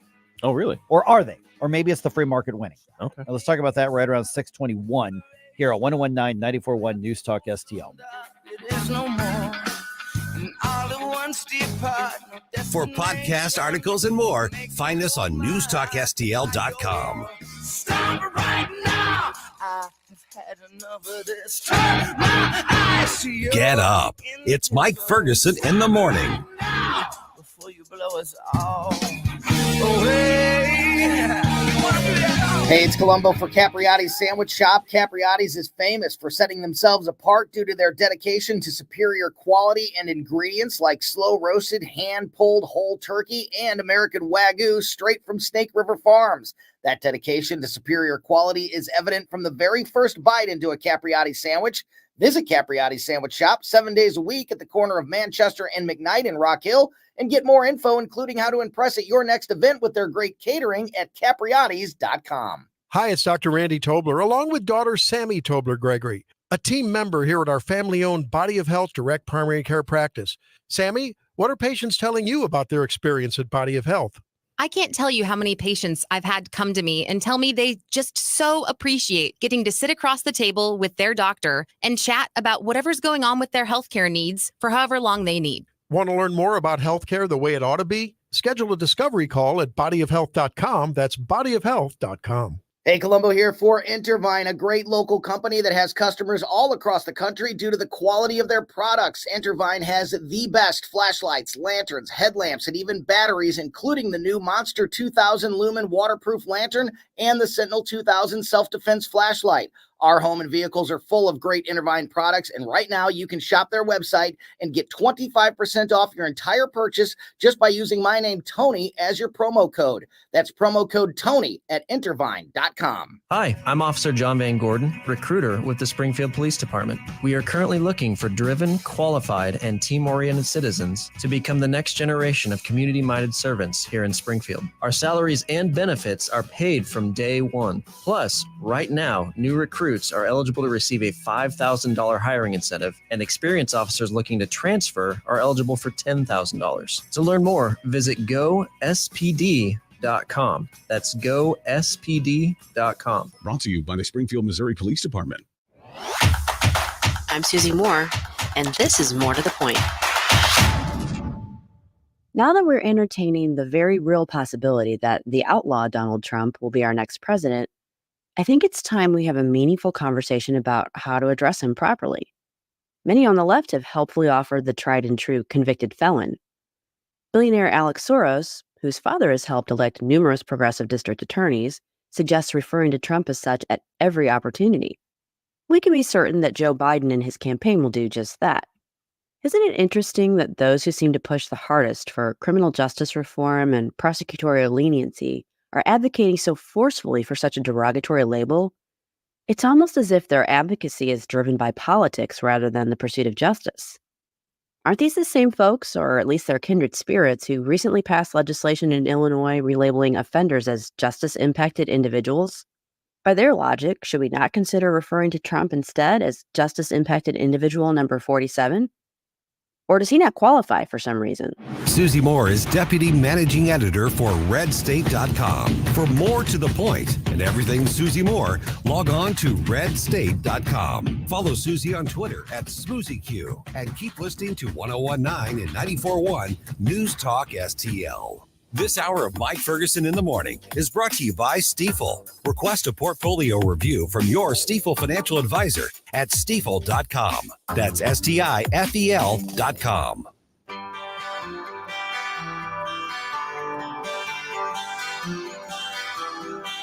Hi, it's Dan Bongino here, and I'm proud to be on News Talk STL every weekday from 11 to 2. Right now, you're listening to Mike Ferguson in the Morning. Guess who's now on TikTok? Ooh. The way you asked it. You know the answer to this. The way you asked it, and Kathy mentioned it to me last night, and I thought, Don't give it away. Don't give it away. Okay. Okay. I have no idea. You don't know the answer. No, to this. I do not. You are about to be surprised. Okay. All right. Get to that in just a second here. By the way, I'm looking at the Rumble chat box right now. We got Facebook and Twitter and all that, YouTube, everything up there. So love to get your reaction to this, because I'm going to try to ask the most open-ended, objective questions that I can about this. All right. By the way, did you hear about that unanimous Supreme Court ruling in favor of the National Rifle Association? You heard all about that, right? Not a whole lot about Wait, you didn't? I heard Media wasn't all over it? I heard zero about it. I had no idea until I saw the prep today. We're going to fill you in at 6:35. Okay. The U.S. Supreme Court unanimously ruled in favor of the National Rifle Association. Wow. Jeez, I thought CNN and MSNBC would have been all You over would, you would think so, because the opinion was actually written by Sonia Sotomayor, and it was very hard-hitting. Even more surprising. It's kind of like, what world am I living in right now? Yeah, it's a bizarre world. All right, so 6:35. We're going to talk about that. All right, just a quick reminder before we get into this topic. You should not have TikTok on your phone. No. Bad. TikTok bad. Yes, it's a I still maintain that. Now, I am still among those who is very wary of government coming in and telling us which apps we can have and not have. And I know there's a lot of disagreement on that, but my personal plea for me to you is, if you're on TikTok, get off TikTok, delete the app, and then burn your phone and bury it in the ground. It's like Hillary. Yes, that's right. It's spyware with fun videos. It's really all it is. Yeah. Okay. So here's the thing, though, here is the first very short TikTok video from the official account of Donald Trump. Oh, The president is now on TikTok. It's my honor. That's UFC President Dana White and Donald Trump as well. He was at one of their fight cards. Oh, and I think it was in New Jersey over the weekend. Oh, was it? Yeah, I think knew it was. so. I didn't remember where it was. Huh. And so Donald Trump has now joined TikTok. Okay, so he sacrificed one of his members' phones, one of his campaign members' phones. Is like, okay, you're gonna be the one. It's like, it's like, oh man, I got to take the spyware home with me. Yep, Yeah, exactly. Okay, now remember, both Trump and Biden have tried to ban TikTok altogether. Mm-hmm. Both of them. Yes. That's like one of the very, very few things that they agree on, Mm-hmm. and they're both on TikTok. You know, when Kathy mentioned it to me last night, my first thought was, you know what? If you look at ballot harvesting and everything else going on, Republicans need to understand until something changes, and it hasn't changed yet, we're going to have to play their game. And I think maybe Trump saw this as one of those opportunities. All right, I'll play their game for a while here until TikTok gets banned, and I'll make the move. Well, see, that leads to the question that's basically the question I was going to ask. Is this hypocrisy from both of the presidents, or is just a campaign reality? I'm thinking the latter. I'm thinking it's more so that just, look, this is an avenue that targets a certain a particular group that this by the way, the Democrats are running away with. They are clearly getting away with that. And TikTok has a measure of reach that is kind of unimaginable in politics. And you look at the voting span, I think it would be mainly the 18 to 30 year olds. Yes, that's the group. That's the group that they're reaching through TikTok. Mm. So I think it would be, honestly, I think it would be a mistake not to have a TikTok portion of your campaign, even though TikTok is a horrible app. It at the same time hypocritical and unprincipled? And I'm asking because I am not trying to lead you to an answer. answer. No. I think it's just a reality. Does it? Yeah, it is a reality, but does it count as hypocritical? I don't know. Like if I play a sport and I think there's a really, really dumb rule that needs to go away, but that rule gives other teams an advantage, and I would be dumb not to take advantage of that same rule. What are you going to do? Are you going to say, well, on principle, I'm not going to take advantage of this rule because I don't think that rule should exist? Or are you going to play the game to its fullest to win? Mm-hmm. I think that's a very good argument. Mm-hmm. I'm still trying to decide if I agree with the application. I might. Oh, sure. But I think that is an incredibly logical and defensible argument on this. Mm-hmm. Okay. Also, how about this angle of it? Okay. As much as both of the presidents have been arguing national security, Chinese influence, all this kind of stuff, is the free market winning over the politicians and even over the government? Is the free market emerging as the winner to say you just can't fight it at some point because the free market wins? Maybe. I mean, there are the rare instances where the free market is just so powerful that it overrides government attempts to interfere. Mm-hmm. Those are really very rare situations. Yeah. But, I mean, they could try to regulate it and ban it. Sure. And you know what would happen almost immediately from the free market? Go underground. It would go underground. It would go free market / black market, and there would be some app that would come about within probably a couple of days where you could download that, and then that would disguise TikTok, and it would be there anyway. Oh, absolutely. Because there is a demand, and when there is a demand for something, especially an overwhelming demand for something, and there simply is for TikTok, if there's an overwhelming demand, the market's going to meet the demand. And so government can ban it, but then government just pushes it underground. How many times do we have to learn that lesson in the U.S.? Now, of course, the way the government was trying to go about this was they were trying to somehow cause TikTok to divest itself from Chinese influence, which is basically impossible. Right. You can't split that baby. But their attempt was, okay, we're not going to take the app away, but we're going to take away the danger of it being connected to the CCP. They're not. You can't do that. So I will just end this part of the discussion right here by saying TikTok's bad. Now, I've got enough libertarian in me. I think that you probably, it's not even that I think I'm going to advocate for your right to have TikTok. I mean, I don't think government should stand in the way of it. Right. And I know there are conservatives who disagree with me on that, and that's fair. I mean, that's absolutely fair. But I would just say from me to you, knowing what we know about TikTok, please don't put that on your phone. Drugs are bad. Don't do drugs. Right. But you should be allowed to do drugs. You should be allowed to do it if you want to mess yourself up. Yeah. That's your business. Yeah. All right. 314-912-1019. The U.S. Supreme Court late last week. And this is something that did not get a huge amount of media attention. Mm-hmm. That's why stations like us exist. Life through a conservative lens. 9-0 ruling in favor of the National Rifle Association. We're going to tell you about that with one of the country's law experts. There's actually a major university law professor who's actually aligned with those of us on the right. He breaks down what happened. Let's do that right around 6:34 here on 1019 94.1 News Talk STL.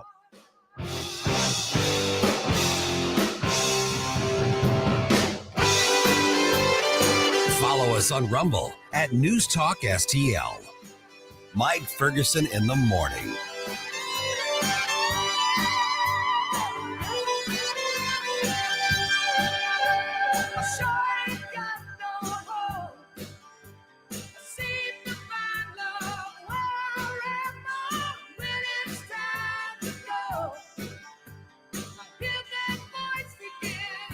If you find yourself feeling out of place in the world, it's comforting to know conservative values haven't been abandoned everywhere. The far left wants to destroy conservative values in America. This is News Talk STL. Welcome home. From the Michaels Flooring Outlet Weather Center. I'm First Alert meteorologist Kristen Cornett with your forecast. Partly cloudy and dry overnight, 68 the overnight low. Mostly sunny and hot on Monday with a high of 90. There is a 40% chance of scattered thunderstorms in the afternoon. That chance goes up to 60% Monday night. Some of those could be strong to severe. We'll drop to 70 degrees as our overnight low Monday night into Tuesday morning. And then on Tuesday, mostly cloudy with a 60% chance of showers and storms and a high of 85 degrees. That's your First Alert forecast. I'm meteorologist Kristen Cornett.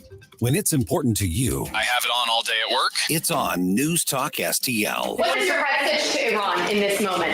The world's leading terror sponsor launching its first direct military assault against Israel. The administration has lost their capability to deter Iran. News, analysis, opinion. Trump faces 34 felony counts of falsifying business records. Number one for live and local conservative talk. Election interference, everybody knows it. 1019 and 94.1 News Talk STL. How many products do you go out and buy, even like necessities in your life, that you come across a company that says, we are so confident in what we are selling to you that we are willing to stand by it forever. You will not have to buy this product again, period. One time. Can you imagine going to a car dealership and they say, this is the last car you're going to have to buy. Buy this, and if anything ever goes wrong with it, we're going to fix it, or we're going to give you a new car. Never going to happen. Can you imagine that with the roofing that you put on your house? Can you imagine that with, I don't know, your refrigerator, anything like that? But there is one product that you need that does that, and that's the windows of your home. You need them, obviously, for safety when the storms come. You need them for thermal efficiency, so in the middle of the winter, the heat stays in your home and the cold stays out. And during the summer, just the opposite as we're heading into the hot months. It was like 86 degrees in St. Louis yesterday. Window World, 314-993-1800. They are simply the best for less. They stand behind their products with a lifetime warranty that covers all parts, glass breakage, and labor. You buy that window one time. And by the way, that window is going to be less expensive than the generic one you're going to find at the home improvement store, because they are simply the best for less. They're double strength glass. They're going to be more thermally efficient. They already exceed even the latest Energy Star ratings. And then you've got that lifetime warranty. Listen, over 70,000 customers in St. Louis have Window World windows on those homes over the last 20 years, and every one of them covered by that warranty, which, by the way, you can transfer to the next owner of your home if you decide to sell it. So Window World windows, simply the best for less. Get your free in-home estimate today. Give them a call. Like I said, 314-993-1800. And by the way, if you want to see tidbits of how they do business in like our little 1-minute videos, go to our Rumble or go to our social media, Twitter, Facebook. And I did some videos hanging out with my friends at Window World, because this is a St. Louis company. The Window World business you see right there in Earth City on I-70, These are St. Louisans who own it, St. Louisans who work there. You call them 7 days a week at 314-993-1800. You're going to talk to a St. Louisan, not some of these fly-by-night people who chase storms and try to sell you something on the spot because you're in a bad situation. They don't want to be treated like that, so they're not going to treat you like that. And how about this? Even though they are less expensive than their generic counterparts, they're offering 36 months, same as cash financing with approved credit. Even easier to budget for these windows, which, by the way, are made in the United States. So give them a call today. Set up your free in-home estimate. No pressure. 314-993-1800. Tell them you heard Mike talking about him and you're saying, Mike's impressed with you people. What's going on with this? Tell me about it. They're going to come out. They're going to try to be in and out in less than 45 minutes, and then they're going to leave you to make your decision and answer all of your questions. So once again, give them a call today, 314-993-1800. Sloan are the visionary minds behind Living the Elite Life, a coaching program that extends their expertise to empower others in the realms of mindset, fitness, health, sobriety, and relationships. If you need just a little push to make your life a lot better, give them a call, 636-248-9799, or email beverlysloan1@gmail.com. Looking to get a new carpet, hardwood, or tile installed quickly and efficiently in your home? Look no further than Michael's Flooring Outlet. Michael's Flooring Outlet is a family-owned and operated business with a 30-year history of offering a diverse array of high-quality options in flooring. My parents and in-laws used Michael's to rip up their old carpet and replace it. They are both happy with the product and installation from Michael's. You can shop at one of their 3 locations in Creve Coeur, Darting Prairie, or St. Peters, or you can check them out at igotfloored.com. That's igotfloored.com.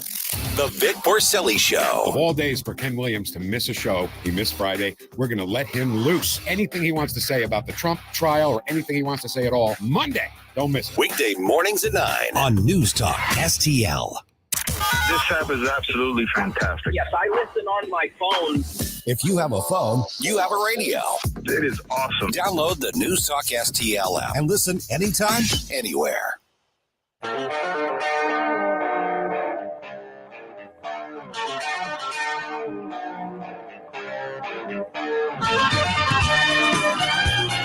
Speaker Tim Jones here. Make sure you listen to the Tim Jones and Chris Harp Show every day from 4 to 6 p.m. But right now, let's get back to our early morning media mogul, Mike Ferguson, in the morning.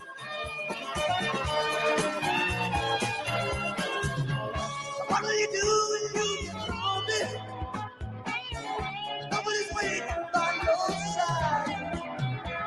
You've been running, not much too long.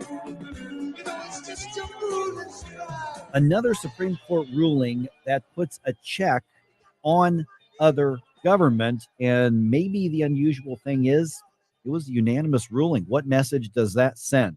We'll talk about that here in just a second. I'm Mike Ferguson. The Supreme Court just this past week issues a ruling regarding the role that government could have in pressuring businesses who work with groups that, frankly, that government official doesn't work. And you may hear the news or see the news that the National Rifle Association won in the Supreme Court case, but it's not really about guns per se. It's more about free speech. I'm joined now by Professor Adam Candeub. He is a law professor at Michigan State University, also a senior fellow at the Center for Renewing America. And Professor, appreciate you being on the program here. Let me start with the basics. Whenever you see NRA in a headline, you assume that the case is about guns or the Second Amendment or something like that. That's not really what we're talking about here. We're talking about more of a free speech and an influence of government case, correct? Absolutely. So this case involves a pressure that a New York State bureaucrat who regulated banks placed on several banks to what's called debank the NRA in order to stop providing financial services to the NRA. And what the NRA claimed was this was really in retaliation. It was a viewpoint discriminatory behavior in order to punish the NRA for its advocacy for the Second Amendment.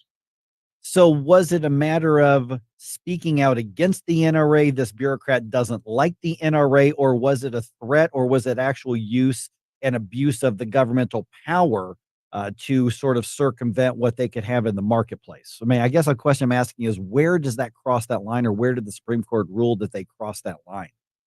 Well, what the Supreme Court ruled was that given the allegations of the complaint, there was a First Amendment violation, because what the complaint alleged was that this New York State bureaucrat, Ms. Vullo, went to banks and said, hey, there's a violation here that you might have concerning the NRA, but we're not going to investigate, we're not going to punish you if you stop doing business with the NRA.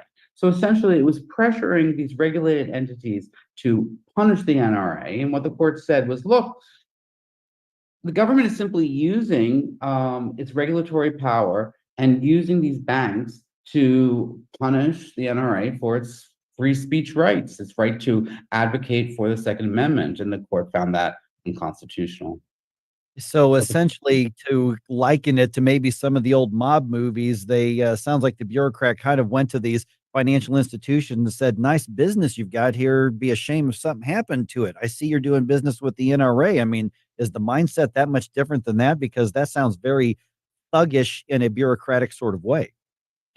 I think that's exactly what was going on. And I think that at least the facts as alleged, because this was all in a complaint, it hasn't been found by a court yet. But if we accept as true what the NRA alleged, that's pretty much what was going on. And the question is, given the vast power of the government to regulate, a regulatory power that really affects every aspect of our lives, can the government use this influence in order to squelch speech or punish citizens or organizations for expressing their free speech rights? Yeah, and that's where I was going with the next question, because there are some people who oppose the NRA. They don't like what they stand for. They disagree with them on guns and the Second Amendment. And they may say, well, I just want the NRA defeated. I never want them to get a victory. But even if they are among the most anti-Second Amendment or anti-gun people out there, what is the takeaway they should have in this particular case? Because like I said, or like you said a little bit ago, this doesn't really have anything to do specifically directly with firearms. So why would an anti-Second Amendment or anti-gun person find some value in this ruling? The bigger picture, I guess. Well, the bigger picture is because if someone is in power that doesn't like them, that is, working against entities that fight against the Second Amendment and want to use government's regulatory power to go against them, well, they'll be protected. And that's, I think, one of the reasons why we had a 9-0 opinion, because I think justices on both sides realize that the vast regulatory power of today's government can't be used to punish people, right or left, for expressing their viewpoints.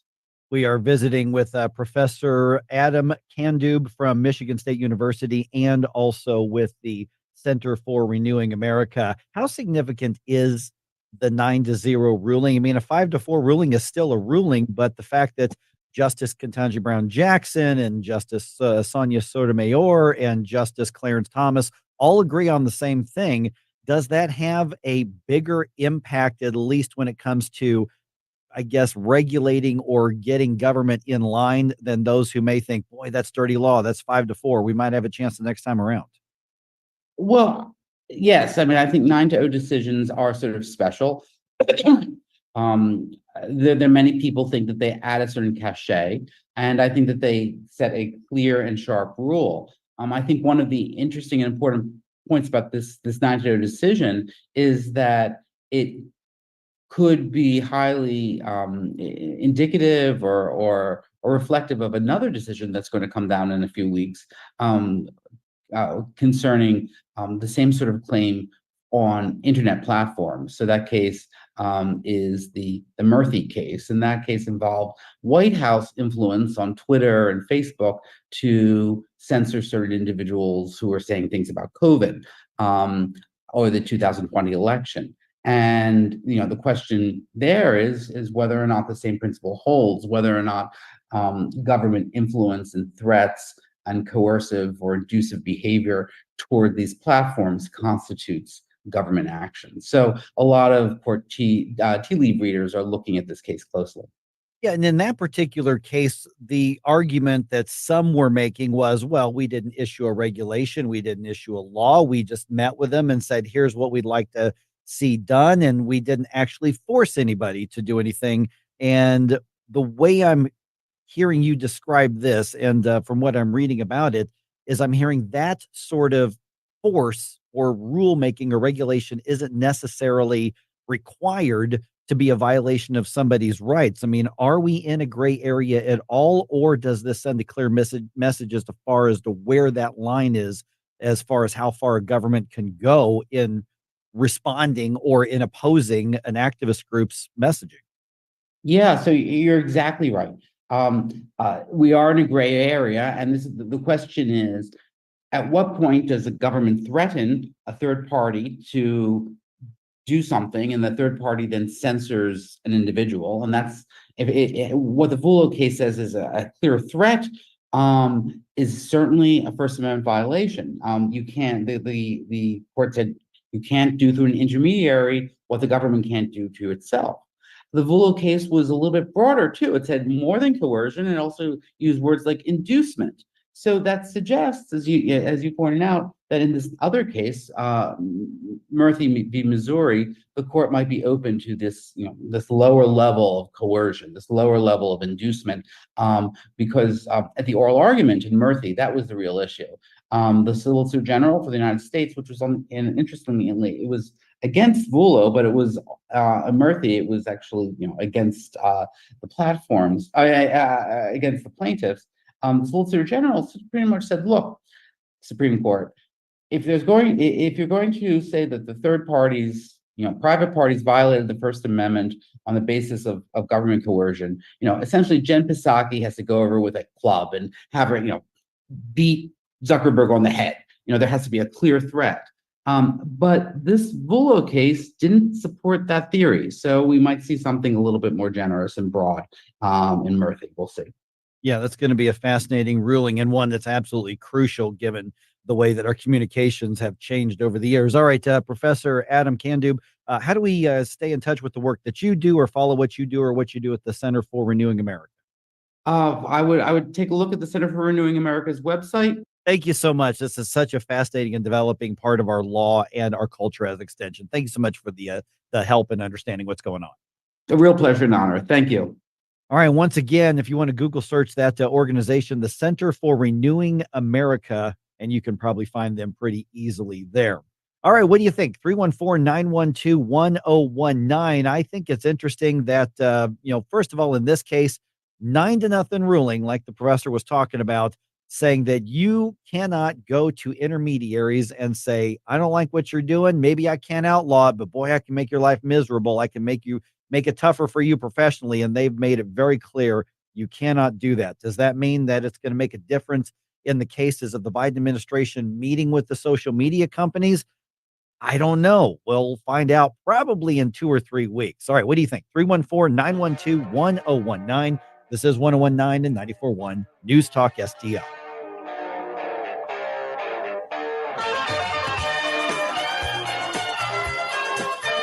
We give you news, analysis, opinion, and more. Only on News Talk STL. Get up, St. Louis. It's Mike Ferguson in the morning. What do you do when you call me? Nobody's waiting by your side. You've been running, not much too long. It's just your foolish pride. What's the key to maximizing the value of your outdoor space? Satisfaction. And getting a fence or deck that exceeds expectations with the highest quality American-made material. And working with a team that cares about your project as much as you do. And adding safety and security for your family and pets to play, relax, and entertain.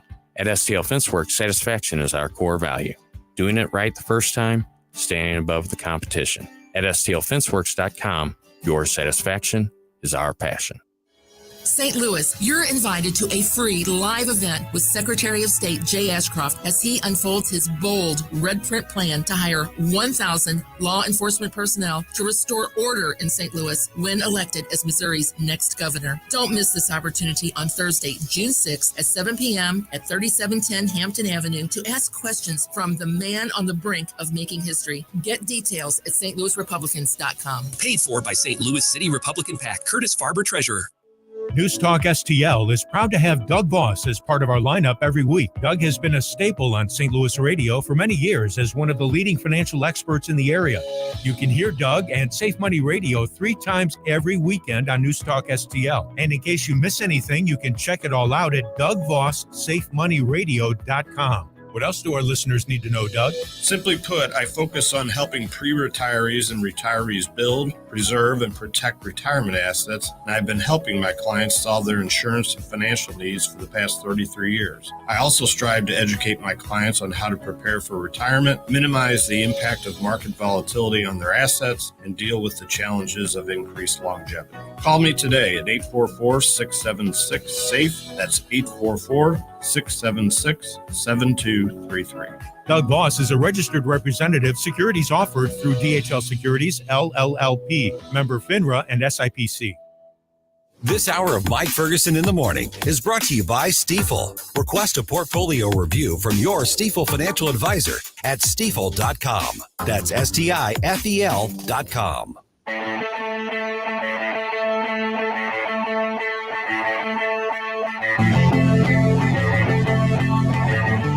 Love the music you hear on the morning show?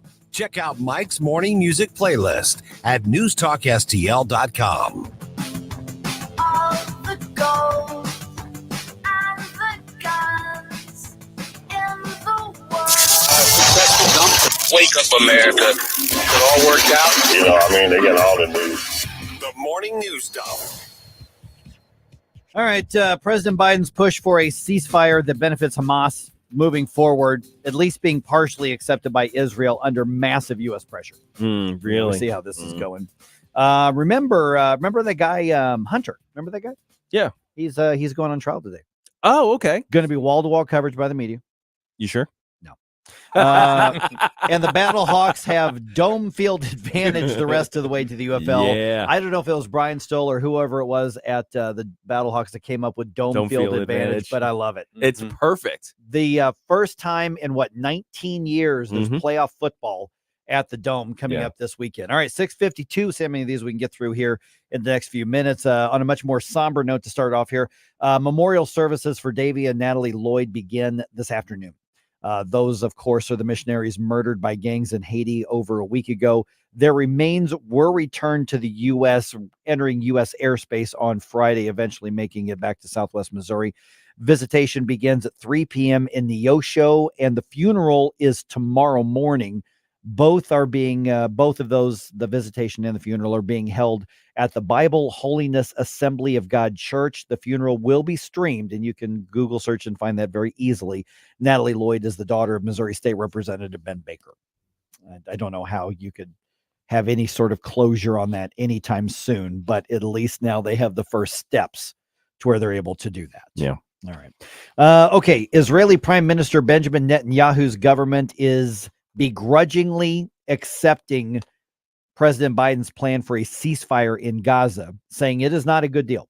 They are saying this is not a good deal for us, but they want to get the hostages released. And so that's what they're saying, is they're going to go along with it. Now, this comes as Israeli forces continue to operate in Rafah to eliminate Hamas militants.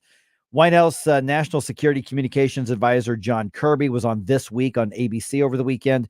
He's asked by George Stephanopoulos if he agrees with the president's assessment that Hamas is no longer capable of carrying out large-scale terrorist attacks. We've not said that they don't still represent a viable threat to the Israeli people. Of course they do. But they don't have the military capabilities to do what they did on the 7th of October. And so from a military perspective only, George, as President Biden said, the Israelis have accomplished most of their goals in Gaza. So we acknowledge that they are still a threat, but we want a ceasefire, which we know gives them an opportunity to rebuild, to repair, to go back to Iran to finance. In other words, get more of that money from Iran and weapons from Iran. He didn't say that they are completely eliminated as a threat. He says right now they're not a threat. The Third Reich's war machine is destroyed. Why do we have to continue to Berlin? Right. Because you have to destroy the thing entirely. And there are some senior level advisors to Benjamin Netanyahu who are saying that they're going to resign if this goes through. Oh, yeah. Because this is Israel not finishing the job under pressure from the U.S. Yeah. Did you see some of the tunnels, by the way? Underground tunnels that look like trucks could go through there. Yeah. Man. Absolutely. So it's not just for people, but actually for armament and trucks. It's a very sophisticated operation they have there. And, that's where all of the aid money goes. That's where all of the aid supply trucks, they go towards making sure that the Hamas can continue to do those things, that they can turn water pipes into mortars. A lot of it. They're intercepting a lot of it. There is some getting through. They distribute some of it too. Yeah, Hamas is intercepting a vast majority of it. We do know that. I mean, even the people against us, like the UN, they're acknowledging that too. By the way, all of that, the purported closing up of Rafah is like, oh no, they're just corralling all of the civilians. The satellite photos from between May 5th and May 8th, confirmed by AP, shows the emptying out of Rafah because Israel said, hey, evacuate because we're coming through. And people got up and left. That's how it's supposed to happen. But now we're already a month out from when that evacuation happened, and Israel is still being shackled here. Yeah, precisely. All right, Hunter Biden, remember that guy? Oh, yeah. His trial on firearms charges is set to begin in Delaware. The criminal trial of Hunter Biden begins Monday, with jury selection coming just days after another historic first, the criminal trial and conviction of a former U.S. president. In the Hunter Biden case, he'll become the first child of a sitting president to be a criminal defendant. The younger Biden has pleaded not guilty to lying about his drug use in 2018 in order to buy a gun. If convicted on all charges, he faces up to 25 years in prison. Greg Clugston reporting. Okay, so spoiler alert, he's not going to spend 25 years in prison. That's just not going to happen. But could he be convicted? I don't know. We'll wait and see. Those anti-gun organizations like Everytown and all these places, they're right on this, right? Because they want universal background checks, and they want massive criminal penalties for he's a Democrat. Oh, okay. So they're ignoring this thing. They're not here. Oh, okay. All right. Just make sure I understand. All right, let's see here. The Cardinals need an extra inning to get the win over the Phillies on Sunday. They did lose the series in Philadelphia, but they did not get swept. So the Phillies won 2, the Cardinals won 1. Final score was 5-4. Nolan Gorman, the MVP, he had a home run in the first inning, and he drove in the go-ahead run in the 10th. The Redbirds road trip continues today with a 7-10 game against the Astros in Houston. Kyle Gibson gets the start for this one. And tickets for this coming weekend's UFL Conference Championship between the Battlehawks and the Brahmas are on sale today in about 3 hours. 10 a.m. is when that goes live. XFL Conference title game will be Sunday night at the Dome. It's going to be a rematch of this past Saturday's game between those two teams. TheUFL.com/tickets if you want them.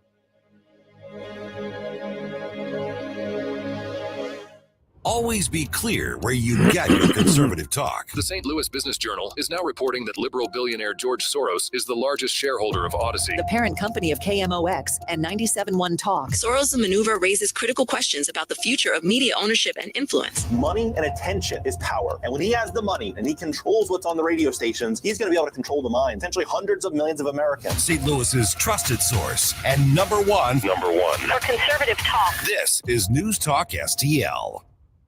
We've been here 30 years, 30 Christmases in this house, and we have the traditions that most families have. That's Terry talking about her experience with Rhino Shield ceramic coating. We did Rhino Shield 14 years ago, and the house still looks the same as the first day. Rhino Shield really worked with me to help me get just the right, nice, soft yellow, and it's 14 years later, and it's the same color. The main reason Terry called Rhino Shield is because it's backed by its 25-year transferable warranty. Just sounded wonderful that we could have the house coated with Rhino Shield and not have to worry about it again for 25 years. Take it from Terry. Give Rhino Shield a call now for a free evaluation. 877-25-RHINO. 877-25-RHINO or visit 877-25rhino.com. There have been neighbors that have come by and said, "Did you just have your house painted?" Because they wanted to know who the contractor was. And I said, "No, it's actually Rhino Shield." 877-25rhino.com.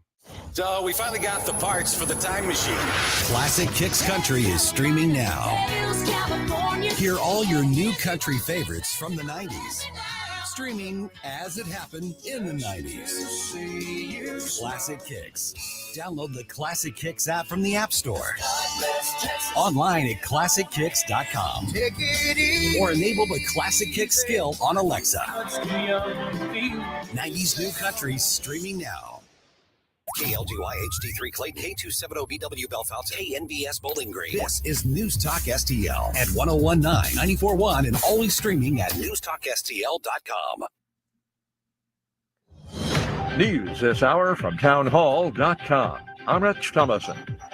After opening the border wide at the start of his term, and now that an election is fast approaching, President Biden expected to announce new restrictions on asylum for illegal aliens. The president is set to be finalizing an executive order that could shut off asylum applications and automatically deny entry if the number of migrants per day exceeds a new threshold. Biden critic, House Speaker Mike Johnson says, "Too little, too late." On Fox News Sunday, Johnson says Republicans have been pounding the White House over a flood of migrants once Donald Trump's border restrictions were lifted in 2021. They did it intentionally, and it has had catastrophic effects upon our country that we'll be living with for decades to come. I'm Jackie Quinn. Governing Party presidential candidate Claudia Sheinbaum has won the Mexican presidential election. First step in Hunter Biden's federal firearms trial begins today. Start of jury selection in Wilmington, Delaware. The judge in Hunter Biden's gun case will ask prospective jurors a series of questions to determine whether they can serve impartially, including whether they've run for office or donated to political campaigns. She's going to ask prospective jurors whether they believe Hunter Biden's being prosecuted because his father is the president and their views on the purchase of firearms and addiction issues. If convicted, Hunter Biden could face up to 25 years in prison, although typical first-time offenders don't get anywhere near the maximum. Correspondent Jennifer King. Dr. Anthony Fauci expected today to deliver his first congressional testimony in almost 2 years. Republicans expected to grill him over allegations of a range of misconduct under his watch relating to the coronavirus pandemic. Wildfires burned more than 14,000 acres near Tracy, California, now at least 50% contained. Watching Wall Street, Dow futures down 1 point. Nasdaq futures up 99. More on these stories at townhall.com. The words you are about to hear are taken from letters sent in by members of the Trinity Debt Management Program. Dear Trinity, today I'm making my final credit card payment. Before I came to you, I was in a constant state of anxiety and panic, but now there is hope for my family's financial future. Working with Trinity made me understand that I'm not alone. You really do help people. Your kindness will never be forgotten. Without Trinity's support, I would not have achieved my lifelong goal of becoming debt-free. We saved a lot on interest and penalties, of course, but the reward was the gift of human kindness. Trinity has carried me through a very difficult time in my life. You're amazing. I used to feel so anxious and hopeless. Now I feel grace and peace. God bless Trinity as you continue to help others become debt-free. If credit card debt has you down, call Trinity at 1-800-990-6976. That's 1-800-990-6976. From the Michaels Flooring Outlet Weather Center. I'm meteorologist Leah Hill with your First Alert forecast. Today is a First Alert weather day. Most of us are going to experience dry conditions with partly to mostly sunny skies, but then in the afternoon, watch for what we call pulse thunderstorms. They bubble up quickly, and those storms could produce wind as great as 60 miles per hour, some hail as large as quarters, and even a burst of heavy rainfall, enough to cause localized flooding. So that's why we have the alert day. Temperatures today near 90 degrees. That's your First Alert forecast. I'm meteorologist Leah Hill. This hour of News Talk STL is brought to you by Stifel, serving investors for over 130 years. Contact your Stifel financial advisor at stifel.com. That's STIFEL.com. This hour of Mike Ferguson in the Morning brought to you by Window World. Simply the best for less. 314-993-1800 or visit windowworld.com. Mike Ferguson. You play ball like a girl! Gabe Pfeiffer. Triple song stereo. Get up, can't you hear the alarm? Get up, St. Louis. So it's time to get out of bed. Pour yourself the greatest cup of Kofifi the world has ever seen. Rise up with one voice, drain the swamp, and take back our country. Today's the day we're going to do it, and it's time to do it right now, believe me. Mike Ferguson in the morning on News Talk STL. Get up, this is your cousin God.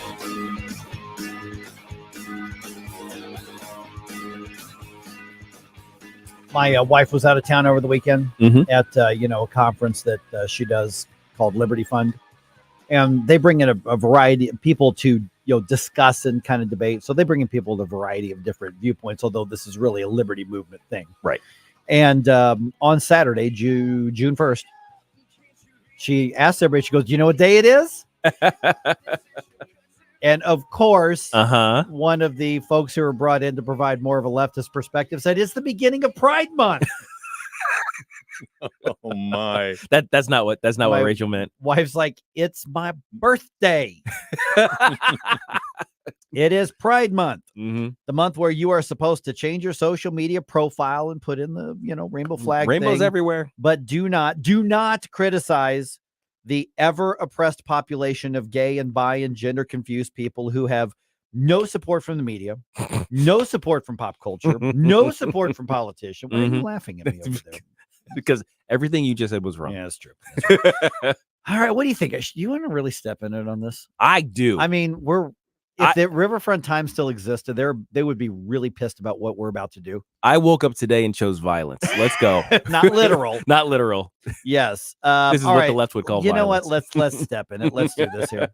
By the way, News Talk STL, we are the latest station event, Saving America 2024, the economy and the courts. This is going to be fascinating. We're teaming up with the Heritage Foundation, and Joel Griffith and Zach Smith are coming to town on June 25th. We're going to be at the Funny Bone in St. Charles. Once again, as our events tend to be, this is a free event.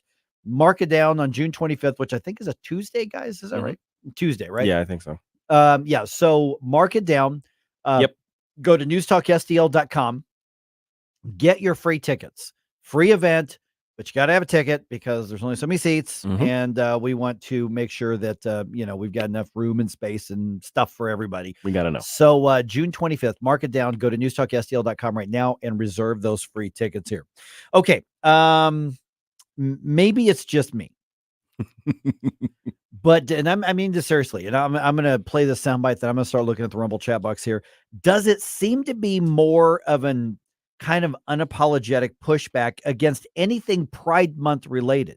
I'm not just talking about the whole trans thing, but like overall, people like even the basis of Pride Month, people seem to feel more free and unafraid to say, why are we doing this? I'm seeing a lot more open criticism of the LGBT movement. Yeah.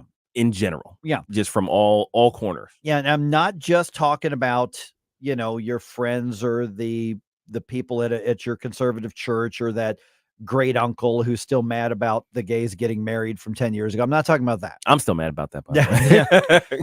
But I'm saying is that there just seems to be kind of a new unwoke, anti-woke, un-PC social permission to just say this has gone overboard. And they're going back to the whole thing. Because honestly, I mentioned a little bit earlier that the LGBT movement won their cultural battle. They picked the cultural battles, picked the cultural war, and they won. Oh, absolutely. They're everywhere, and it's massive acceptance. It had gotten to the point, just a couple of years ago where if you didn't do the thing, right, if you weren't on board with the rainbows everywhere, and you didn't have a pride collection in your retail department store or whatever, you would be lambasted for that. At the very least, if you didn't change your logo, your like profile for instance, picture. Major League Baseball changed their logo. They've got the flag behind the MLB logo, which many, because that was like, okay, we're kneeling, we're kissing the ring. Here we are. Don't come after us. And now people are saying, I don't care about your virtue signaling. This is really kind of annoying now. It's gone from you do your thing, I'll do mine, to I'm not bending the knee anymore, because it was before. It's like, it's not for me, but I don't have any problem with it. I mean, don't yell at me. Don't come after me. Don't, and people are now saying, screw you. Come at me, bro. Yeah, I mean, exactly. Okay. So I saw on my Facebook Reels, and I wish I could, because I try to give credit to whomever it was who generated the soundbite. I don't know where it came from. Mm-hmm. It's Jordan Peterson being interviewed, and he's asked about Pride Month. Right. And again, I apologize for not knowing who to give this credit to. So whoever it is, don't sue me. I tried to look it up. I don't know who this is from. But here's what Jordan Peterson had to say about the entire Pride Month, as an entity. We have Pride Month. Well, what are we celebrating? First of all, how about we don't celebrate pride? Pride's a cardinal sin. And you might say, well, they don't mean pride. They mean it's a group of oppressed people, and now they're just finding their identity, and they're getting some security in that identity. And so what they mean by pride is security in that identity. It's like the word's pride. That's the word that was chosen. And it's pride in relationship, as far as I can tell, to nothing but hedonistic self-gratification. It's like your identity is going to be your sexual desire. That's your identity, your sexual desire. So that means you've reduced your identity to the most immature and hedonistic part of you, the part that would exploit someone else for your own gratification, for example, the part that would exploit you for your own gratification. And now that's your identity. And now that's what we celebrate. Yeah, no, that's a very bad idea. Okay. He's not wrong. 314-912-1019. And he's got the guts to say that, and he knows he's going to get a phone call from the Ontario Psychologists Association or whatever it is up there, who wants to put him in a camp somewhere. Oh, they've already ordered that. Yeah, that re-education is still on order. Yeah. Can you imagine being the person who's assigned to re-educate and change Jordan Peterson's mind? I wouldn't want, if I stood opposite to Jordan Peterson on any issue, I wouldn't want to talk to him about it. No, not directly. My goodness. I mean, make me feel like a child. Yeah, I mean, and the thing is that Jordan Peterson clearly is willing to engage in conversation, and he matches your level of respect to him. And if you try to go, you don't know what you're talking about. What about this? No. Slice you and dice you like the old Ginsu knife infomercials back in the day. All right, 314-912-1019 here. And this is part of what I mean when I say there is an unapologetic pushback within, I think, parts of the mainstream of our culture. And people are not afraid to say what they've been thinking for a long time, because let's be honest, there are elements. I mean, I saw a gay pride t-shirt at church yesterday. Oh my gosh. Now, granted, the church that kind of the liberal church, kind of a leftist church, right? Yeah, which that's another thing I'm getting at. Okay, so but it's become so ingrained that the LGBT movement has won to the point where a lot of people, especially younger generation, just assumes that it is part of the celebration, is part of the culture. Nobody questions it, and I think there are more and more people going, "Yeah, I'm questioning this." Why do you think that is? Where I think 2 or 3 years ago, if you had said what Jordan Peterson said, maybe he said it 2 or 3 years ago. I don't know. That's the first time I've seen it. I think it's recent. Yeah, I think relatively recent. Yeah. So, but it probably wouldn't even been worth it for him. But now you've got people saying, I think this whole Pride Month is stupid. I think the virtue signaling with the social media profiles is stupid, and there are businesses and sports leagues, and they've felt so much pressure. Well, we have to do something. And I think people are saying, why?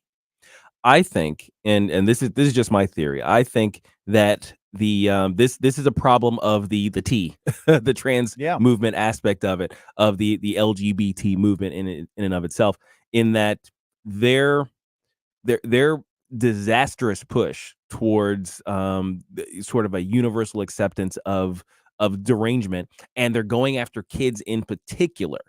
Trying to teach kids things, the mind virus of gender ideology that they're pushing everywhere, the hormone blockers and all these other things that they're trying to push on kids. That's the stuff that really awakened something, I think, in the in the public at large, and that has allowed them now to say, you know what, and I never liked this other stuff too. Yeah, basically. Yeah. Yeah, and I agree with you because before that it was live and let live. Oh, it's very Our attitude tolerance. was, Right. yeah, Tolerance. okay, yeah, fine. We'll let you do what you Like, what you okay. want. I mean, I guess. I mean, I don't like that there's literally a section of just naked fat dudes who walk through the streets during your pride parade, in front of kids and everything. Like, I think that's gross. Under any other circumstance, you should be arrested. You would be arrested for indecent exposure. But it's like, I don't like that stuff. But I guess and I guess the parents who are bringing their kids to that stuff know what they're getting into. So I'm just going to bury my head and just let it pass. But now, when they're saying, okay, this book showing fellatio, these things have to be in schools, and we're gonna fight for it. We're going to hide the gender confusion of your child, and basically the state is going to take children from people in some states. All that stuff. Once that came through, is like, okay, you know what? All of this stuff is garbage. I'm gonna talk about all of it now. Blues Nut on Rumble makes let me get part of what he said here. Veterans get 1 day, but we're celebrating a whole month of being he says being a degenerate. So agree. Yeah, it's like I'm gonna continue taking the hot takes too. Yeah, so that's where I've just, and it's not even so much that Pride Month happens or that there's a controversy around it. It's just that I'm sensing more and more people are feeling unafraid to say, I'm saying no to the whole thing. And I think you're right, Gabe. I think it's when that line got crossed. Yeah. And first of all, it was the so-called trans thing, which I've said it a million times, just to remind everybody, there is no such thing as transgender. It does not exist. It's a social construct. Period. It's a social construct. Does not exist. So once it crossed into that, people are like, wait a minute. I don't know if I want to be an ally to that, because I'm afraid to not be an ally. I'm afraid to not be affirming, that sort of thing, which, the redefinition of words. But at the same time, now that we get into everything you just said with, it's not just tolerance, you will not push back against us indoctrinating and programming your children. And by the way, when Gabe was describing those books, you're not wrong. If anything, you understated it a little bit, because if we described it in explicit detail, what's literally probably in your public school's library right now, elementary school even. It would, if you possessed that in your home and showed it to some stranger's kids, you'd be charged with child pornography or whatever grooming related charges we can have. I know grooming is not an actual charge. But what's happened is that this aspect, which, they've stuck together for years and years and years. And now even as to paraphrase Dave Chappelle, the L's, the G's, and the B's are now saying, whoa, T's. Yeah. You're messing things up. And I think that whole thing, because it is a one movement of the different parts. And now you've got all these different flags and everything that goes along with it. I think people are tired of it. And at some point, you can even push sheep enough to where they go, no, that's enough. I think there's also the aspect of just being overwhelmed by it, because it isn't just a month, because that's, what was it? A couple months back, there was the Trans Day of Visibility. And oh right, that coincided with Easter.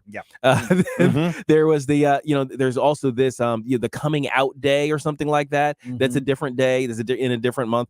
I think in February or something like that. So I think every time we see, okay, it's another Rainbow Flag Day. It's another Rainbow Flag Week. Okay, we're going to celebrate this trans person who's been elevated to this high position in government now, and then now a whole month dedicated to a quote unquote oppressed people. It's like, this doesn't make any sense. No, none of it makes sense. And what also has been very effective is the libs of TikTok. Yes.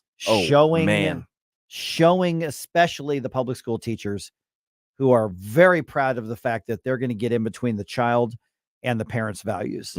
We're going to use this for hatred reasons. We're going to use this for indoctrination.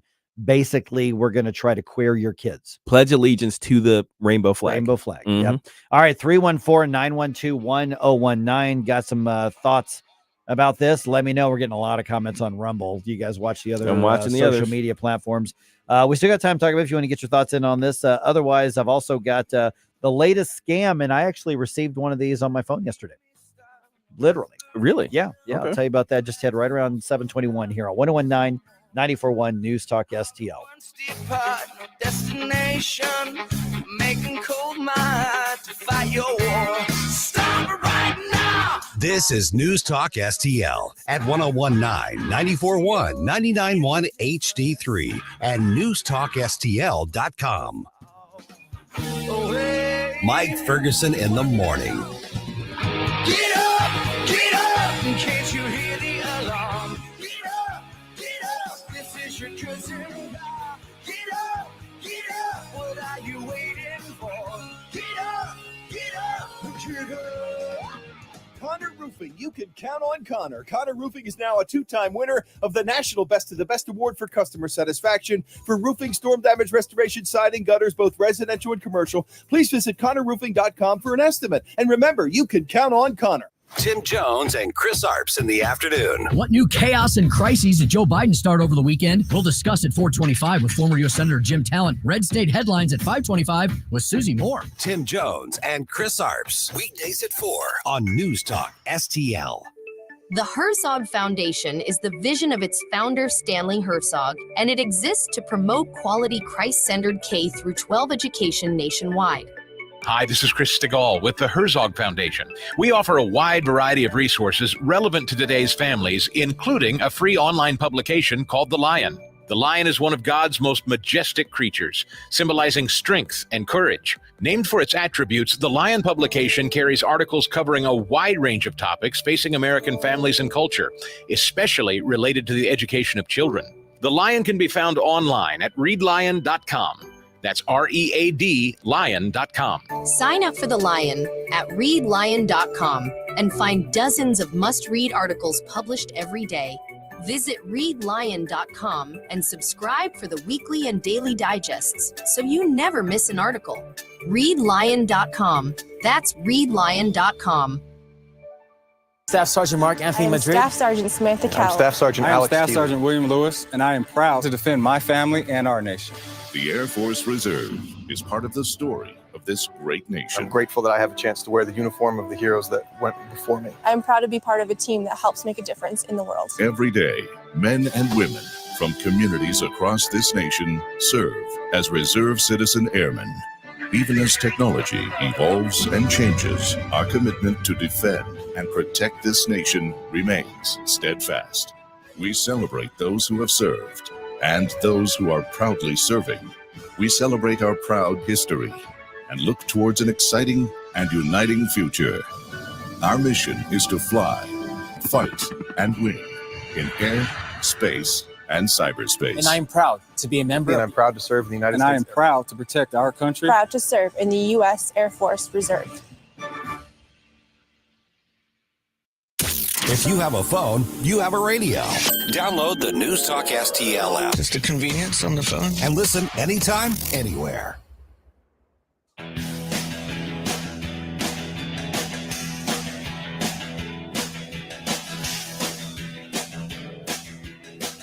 Bill O'Reilly here. Check out the O'Reilly Update this afternoon at 3:45.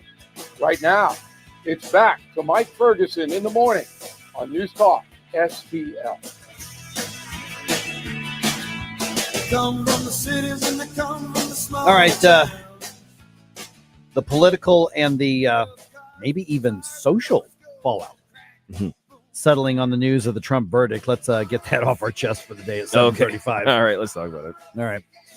By the way, I've got some thoughts on what we were just chatting with. Jordan Peterson that was like 51 seconds or something like that of a soundbite saying the entire observance and celebration of Pride Month, he says, his words, bad idea. Yes, absolutely. And he went very in depth on that. From a psychological standpoint. From a psychological standpoint. And so if you got some thoughts on that, we still got time. It's 7:23 right now. I'm Mike. Gabe here. Got Stella here, 314-912-1019. By the way, you've probably been contacted by scammers via their new technique. Okay. A normal looking text. I got one of these yesterday. Oh, yeah. Have you received any of these? Yes. I've had 3 of them in the past 4 days, and I never was getting any of these texts showing up. And they will say something completely normal. And I got one that said, hey, how was your Sunday? Were you able to do some fun stuff with the family? Gee. Number I don't recognize. Now, the first time I got one of these, it was, hey, are you coming over for dinner? Oh, wow. Really? Or something like that. Huh. And I'm like, oh, they sent it to a wrong number. And I'm like, hey, you got the wrong number. So sorry. Have a good time. And then they replied back. It's like, oh, sorry to hear that. I'm so sorry to bother you. And it was constantly trying. And after I got that second one, I'm like, no, that's weird. Wait a minute. Just probably because I'm very skeptical and I don't like most people. Exactly. So, like, this should have ended our interaction, sir. Please go away. Well, so and the next day I went and looked up, like, oh yeah, here we go. Mm-hmm. And what's happening is they want to bait you into a conversation. And I was reading about this on CNBC, the business, like the business and finance section. Right. And when you respond, they know they've actually got a live number. Mm-hmm. They know that it's not a call center number. They know it's not a voicemail number. They know that there's a person attached to that. Yeah. So that's why you don't respond to it. You shouldn't. They're saying don't do it, because then what happens is they want to develop a relationship, and then, oh, by the way, hey, you seem cool. Listen, I'm getting into this cryptocurrency. Yeah. Let me show you how to invest. Yeah. Or a romance scam happens, or gosh. you seem nice, that. Mm-hmm. And so it's estimated that over $3 billion were lost to scammers in the U.S. last year. Billion with a B? With a B. And they can only estimate because most people are too embarrassed to report that they got. Oh my gosh. And so if you're getting these, every consumer protection, everything, public or private, government or private sector, they are saying, first of all, don't respond at all. Mm-hmm. Secondly, report it. You can click on it, and it's a button right there. You don't even because if you click on it and it says read, if I send you a text on my phone, I know that you read it. Right. You can just hold your finger down there and report. Mm-hmm. Then you can block. Right. And do that as well. You reporting is probably not going to do anybody good, but you can do it. Mm-hmm. You can at least report it to the phone company as a scam. Maybe it goes on a list of phone numbers that are connected to scammers. Right. So, and then they'll create a little bit. But this is one that people are falling for right and left because they're not doing the outrageous, like, Nigerian prince thing. I have $100 million. I need to store it because there's a coup in my country, or whatever the story was. Mm-hmm. If I give it to you, you can have a percentage of it until I can get there. And people were like, here's my bank account number. I just need you to hold on to my money. Right. Yeah. And there were people who fell for this. Absolutely. Which, to me, I have mixed feelings, because they got conned, they got scammed. But honestly, they were really kind of that's the price you pay for being stupid. Yeah. It's kind of the stupid tax, isn't it? It really is. And so that's one thing to watch for. We're talking billions of dollars of people they figure out because, like, for instance, if I had been dumb enough to continue to respond to that, they would figure out I'm not a candidate for a love scam. Right. But I might be a candidate for an investment scam. That's right. I might be a candidate for a entrepreneurial scam. They're getting very, very, very sophisticated, which is why if you get that, like, for instance, mine, hey, did you have fun? Did you get to do anything with your family on Sunday? Completely innocuous sounding, but that's how they open the door.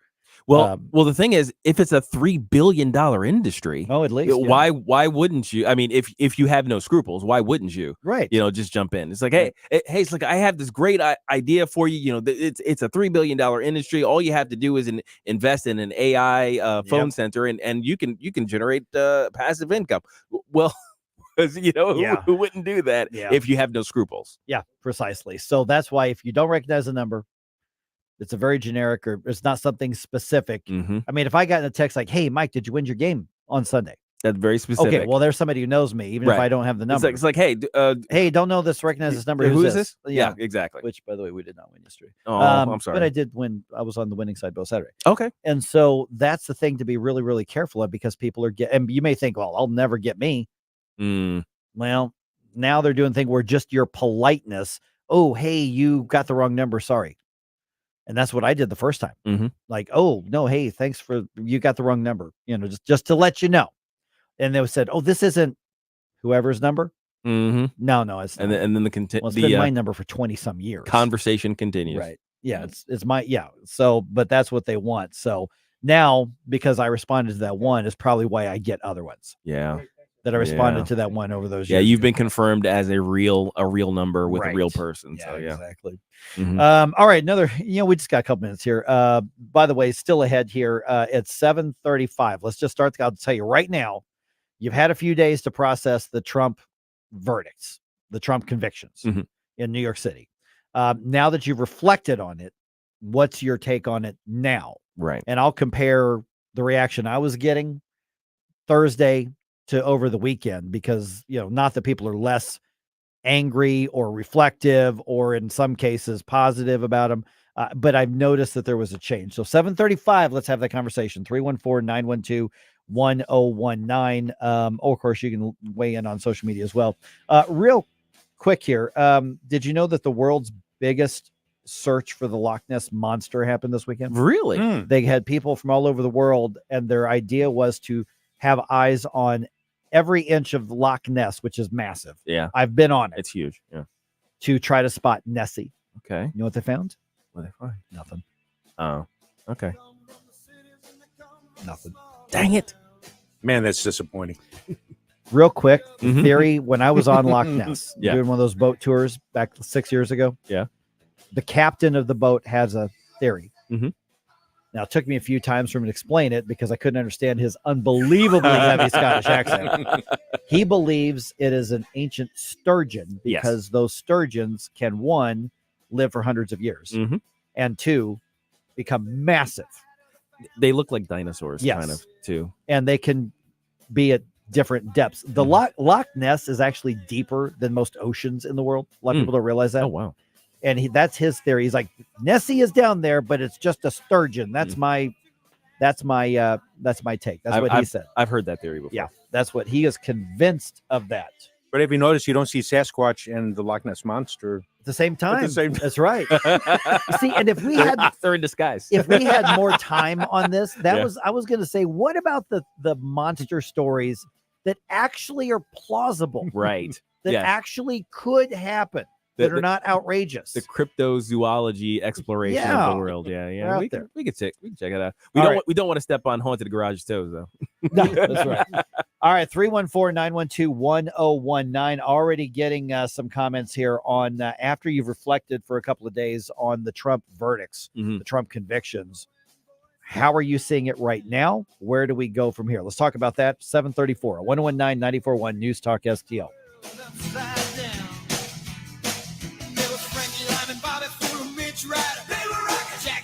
Follow us on Rumble at News Talk STL.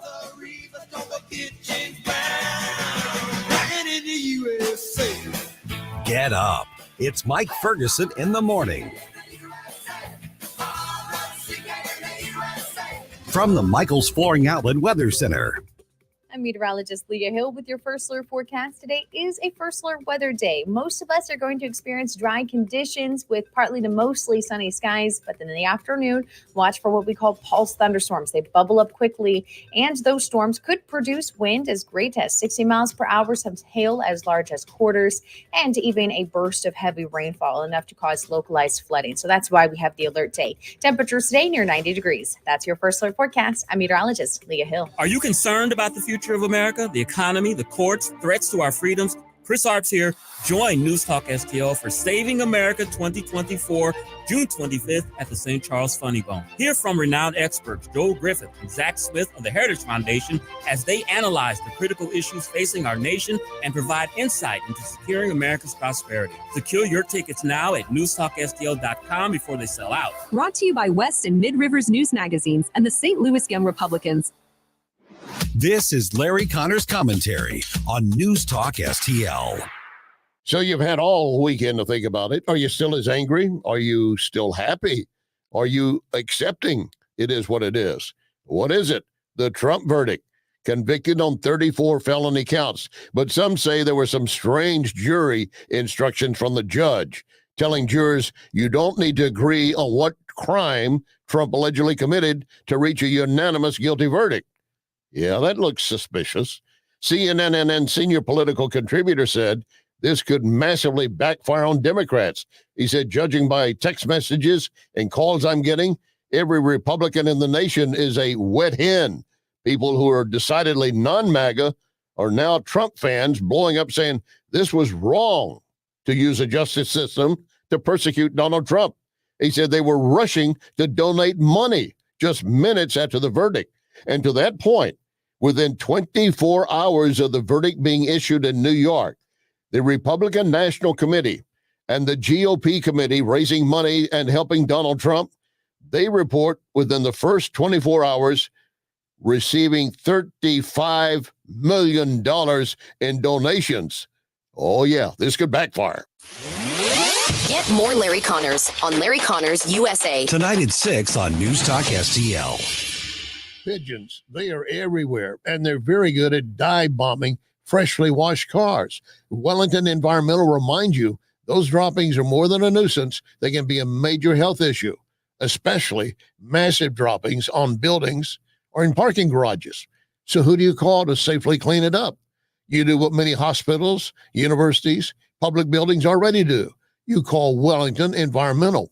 Wellington Environmental has been dealing with all kinds of hazards for 35 years. Special people, special skills, special equipment. Wellington gets it done. So to avoid health issues ranging from pigeon droppings to mold to chemical leaks, contact Wellington. 314-644-4930. 644-4930. WellingtonSTL.com. Wellington Environmental. Your world cleaner, better, safer. Be well with Wellington. No matter how big the event, Capriotti's can take care of all of your business or personal catering needs. With party trays, box lunches, a meatball bar, shareable salads, plus desserts and sides. Easy ordering is available via the Capriotti's app. Check it all out at capriottis.com. Larry Connors, USA. Hunter Biden and his artwork. Excuse me, Hunter. Apparently you're afraid of my words. What a coward. The art gallerist apparently claimed that one of Hunter's financial backers purchased most of his paintings for $875,000. What's this? Oh, it's a scribble, but really it's a man walking into his future and seeing his past at the same time. You are the epitome of white privilege. They were laundering money, and he had all of his friends coming forward to help him out. Larry Connors, weeknights at 6 on News Talk STL. Number 1 for live and local conservative talk. It's a battle for free speech against the left. I think they cheated before. They're going to try to do it again. 101.9 and 94.1. St. Louis is number 1 for conservative talk. Depend on it. News Talk STL.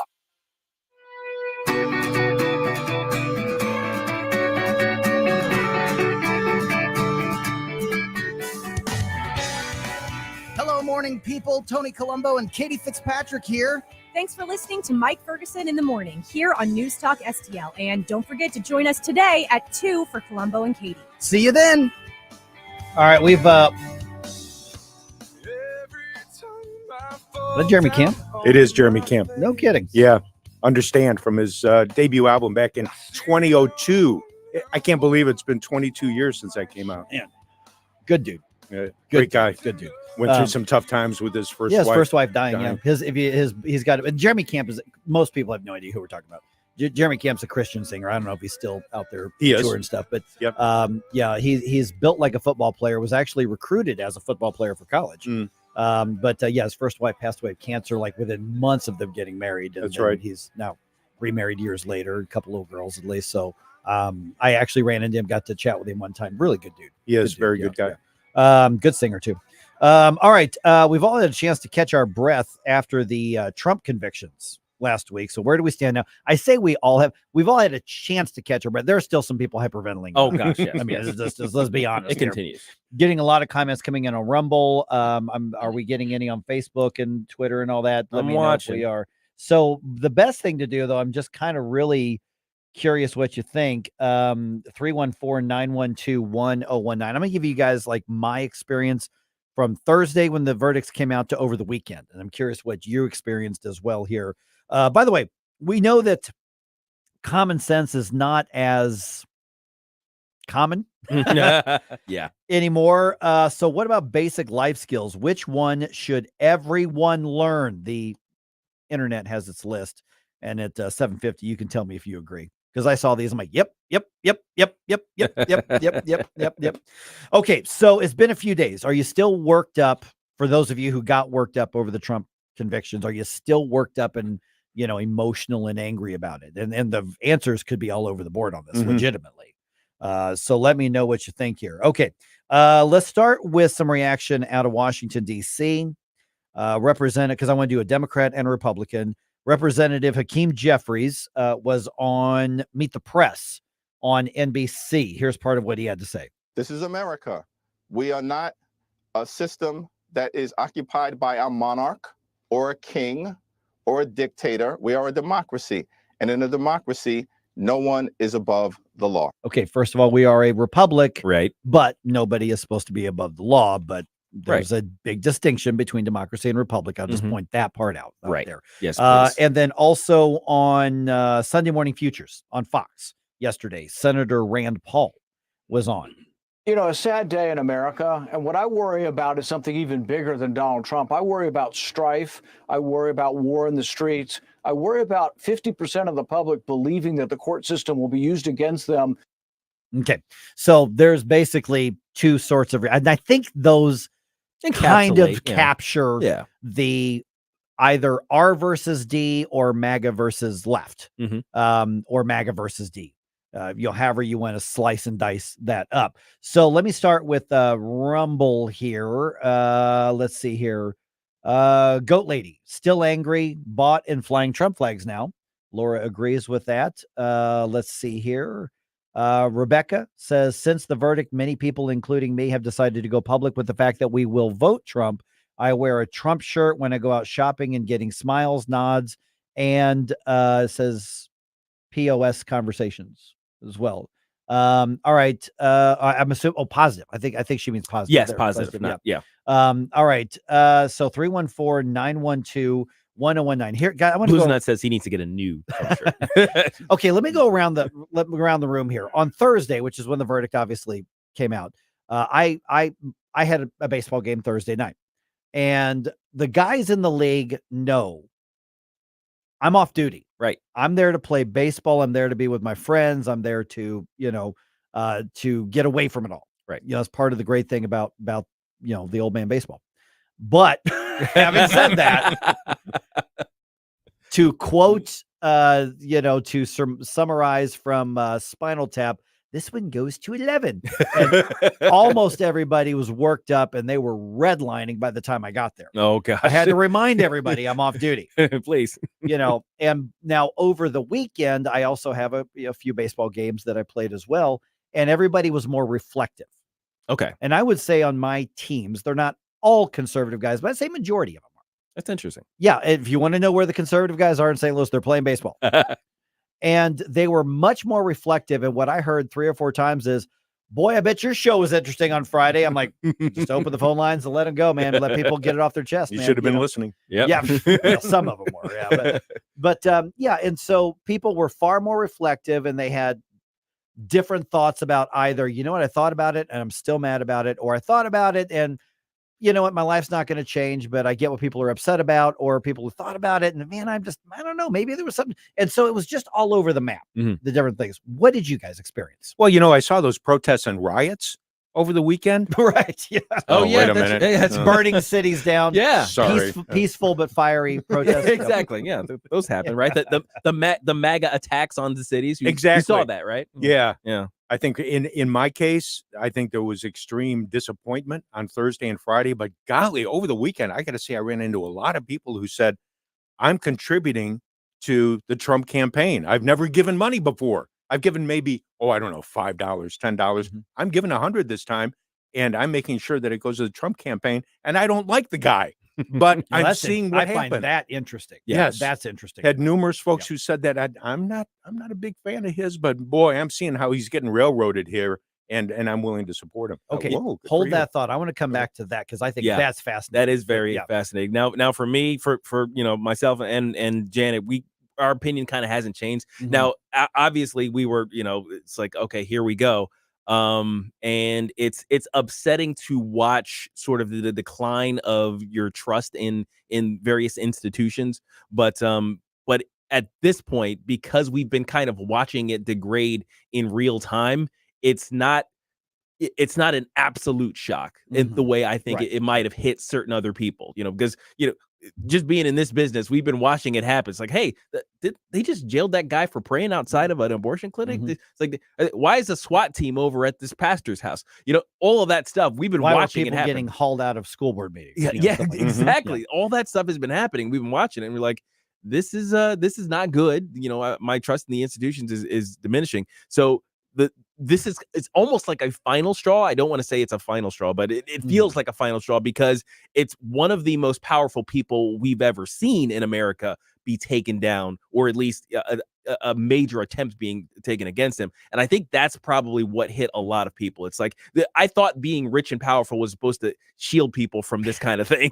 I had one teammate say, yeah. Mike, are they really going to put him in jail? I went, no, I don't think they're going to. Yeah, as I said, I think there's going to be an appeal. They're going to tell him he's got to put $1 bazillion up on a bond. But they want this hovering over his head. I don't think they want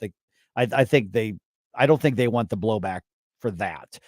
Jay Monty says, reaction. He says, same as was before. My life goes on the way I look at it. No politician gives two craps about me. Why should I care about them? Yeah, I said I can see a lot of people doing that. Let me come back to what you were saying. I don't like the guy, but I see how he's getting railroaded. So it wasn't that they suddenly loved Donald Trump. No, not at all. It was, I see something that I believe is an injustice, and that's what I want to send a message. And by the way, that is by definition a virtue signal, and virtue signals can be good or bad things. Yes. I don't like the guy, but I want to put my name on something that I think this is wrong. And two of the people asked me, what did he get convicted of that had to do with anything other than trying to do the NDA, non-disclosure agreement, and getting this thing taken care of, which was already past the statute of limitations, et cetera, et cetera. And I just looked at him and said, I can't answer that. We don't know. We don't know. Really, we still don't know. Yeah. Lawyers are debating at their, the legal theory behind, all of it. I've seen lawyers, both accomplished lawyers on both the left and the right, disagree. I mean disagree with each other. I have seen lawyers on the right go, okay, it's complicated, but here's the legal theory. Here's how they pieced it together, but it's bizarre and it's novel, meaning it hasn't really been used before. And so, but the bottom line is people see this as political. And I don't know how you can argue that it's not. I don't think you can. Now, some can argue that, sure, it was political, but, they maneuvered it within the system. And, okay, I'll let the lawyers argue about that. For what I saw personally was people who reflected back and went, okay, the world's not going to end. And the difference that I'm seeing both online and real life are some people look at this as an attack on them, as opposed to an attack on Donald Trump, or an attack on the entire country as opposed to an attack on Donald Trump, a lot of the upside down flags and all that kind of stuff as well. I don't see this as an attack on the country. It's not a nation in distress. Nation divided? Absolutely. And does this further the division? Absolutely. Does this create more stressors on our society? Absolutely.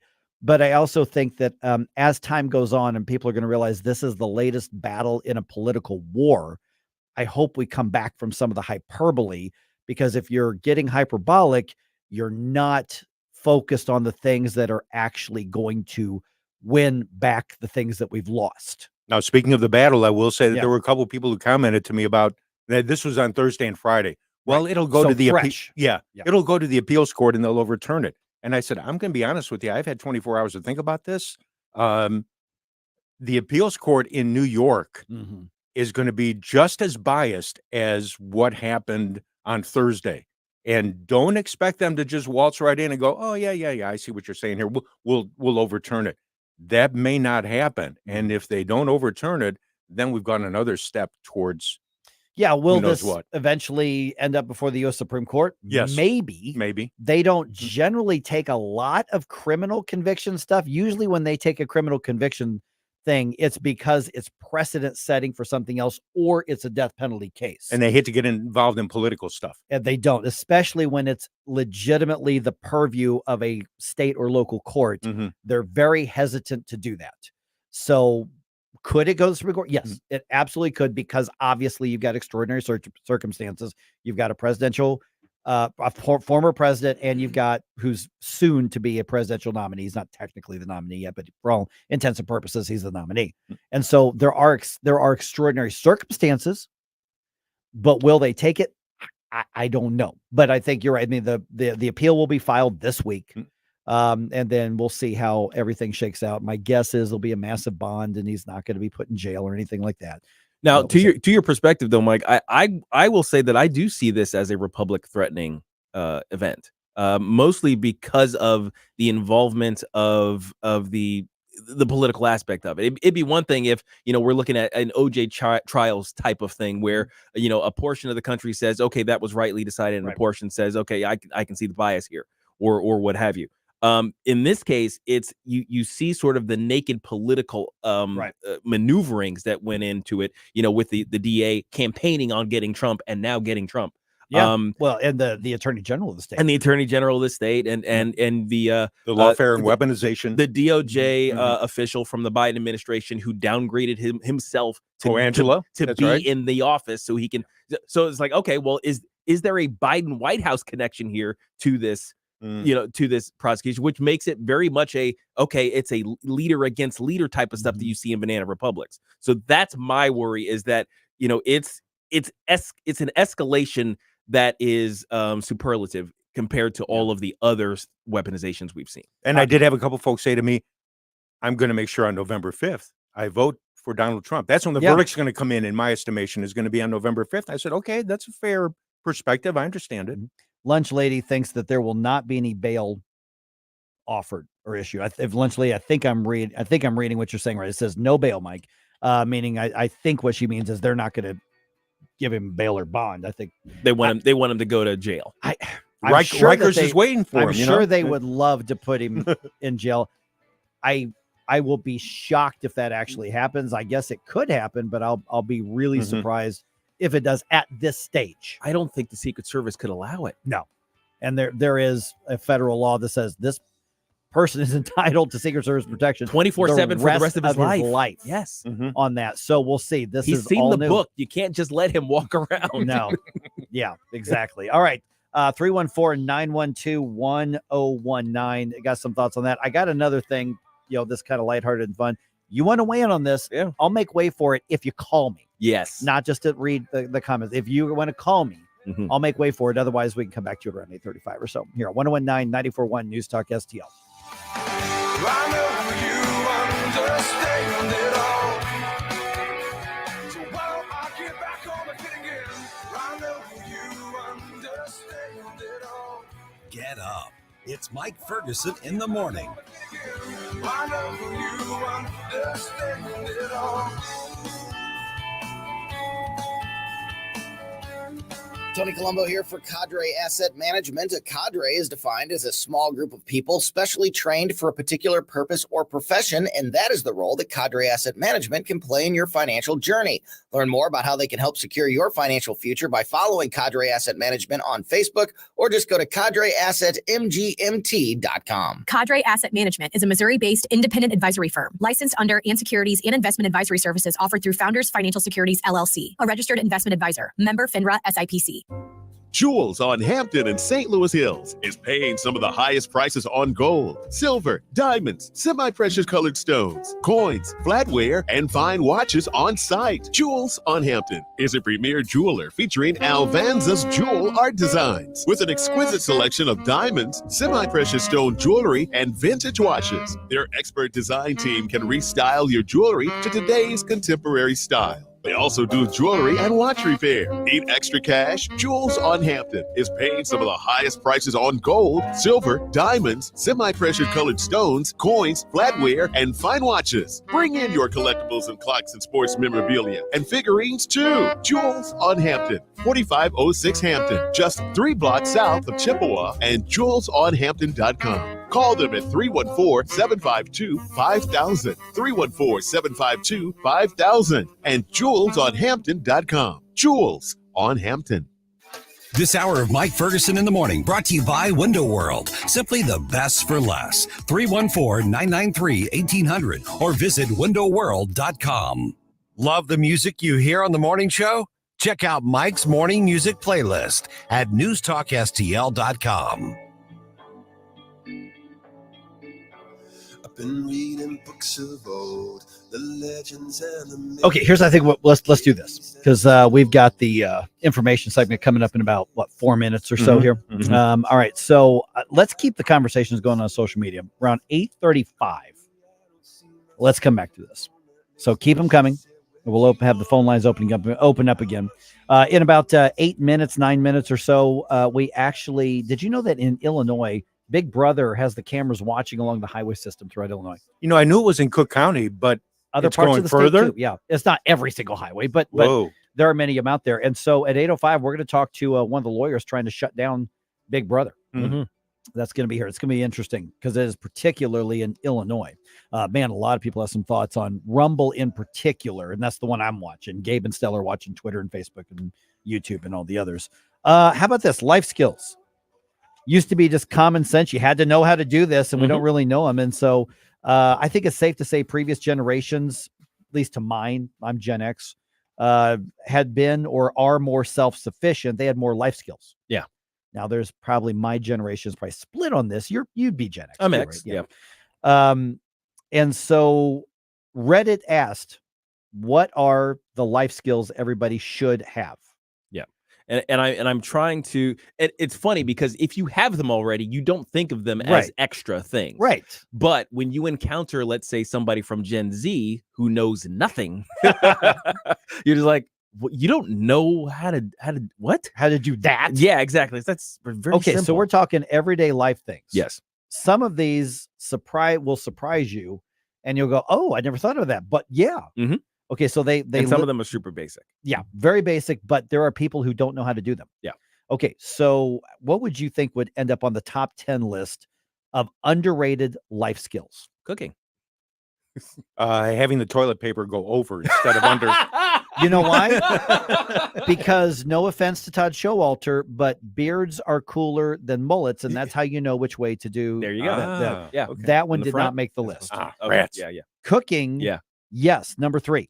Yeah. For some reason, people just don't know how to cook anymore. I think because kids are they don't have these chores anymore, so they don't have to engage. They don't have to help mom with cooking or dad with cooking. And helping is right because you don't have a family setup a lot of times these days, and you don't have grandparents in there. You don't have grandma helping. Oh yeah, and that's where you passing learn a lot down of the recipes. Exactly. Yeah, I mean it's not only healthier, also saves you a lot of money. Oh, absolutely. You guys notice that I rarely go out to lunch anymore. I bring my lunches. Yeah. You know, because I just prep my food and I bring it in. And not that I'm like tomorrow, one of my friends is in town. I'm going to go get lunch with him. But you've saved hundreds of dollars over the last month. I have. Because man, when we were downtown, I was at Maggie O'Brien's like once a week. Yeah. I was at Carson's down in Soulard probably once a month. And, you know, I had a lot of that. And these days, even if you're just doing fast food, that's $10 a day. Oh, goodness, no. and really bad for you. Yes, for the most also part. that. Okay, what else do you think's on there?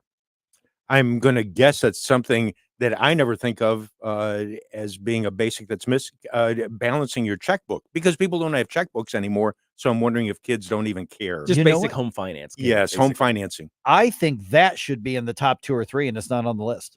Wow, really? But I think that should be on there. Yeah, budgeting. You know, balancing checkbooks, you know, all of those financial basic personal finance. Basic personal finance. I think every kid in high school before they graduate should be handed a Dave Ramsey book. Yeah, exactly. You will read this. Yes, yes. Okay. Simple home repair. Okay, there you go. There you go. Let me find it. Basic home and car maintenance is number 4. Yep. Basic. I mean, change your tire, change your oil. There should be simple things you can do yourself. Be able to check the oil. Be able to check the belts. All that kind. Yeah. Basic home and car maintenance, number 4. Let's see here. Let me just go because I've just got a minute or so left here. Number 10, I thought this was fascinating. How to tell an interesting story. Oh, wow. Yeah. Yeah. Number 9, how to safely operate a firearm. Yes, absolutely. Number 8, how to read a nutrition label. Number 7, spelling. Good luck with that. Number 6, sewing. 5, how to unclog a toilet. Home and car maintenance. Cooking. How to swim and first aid. Basic.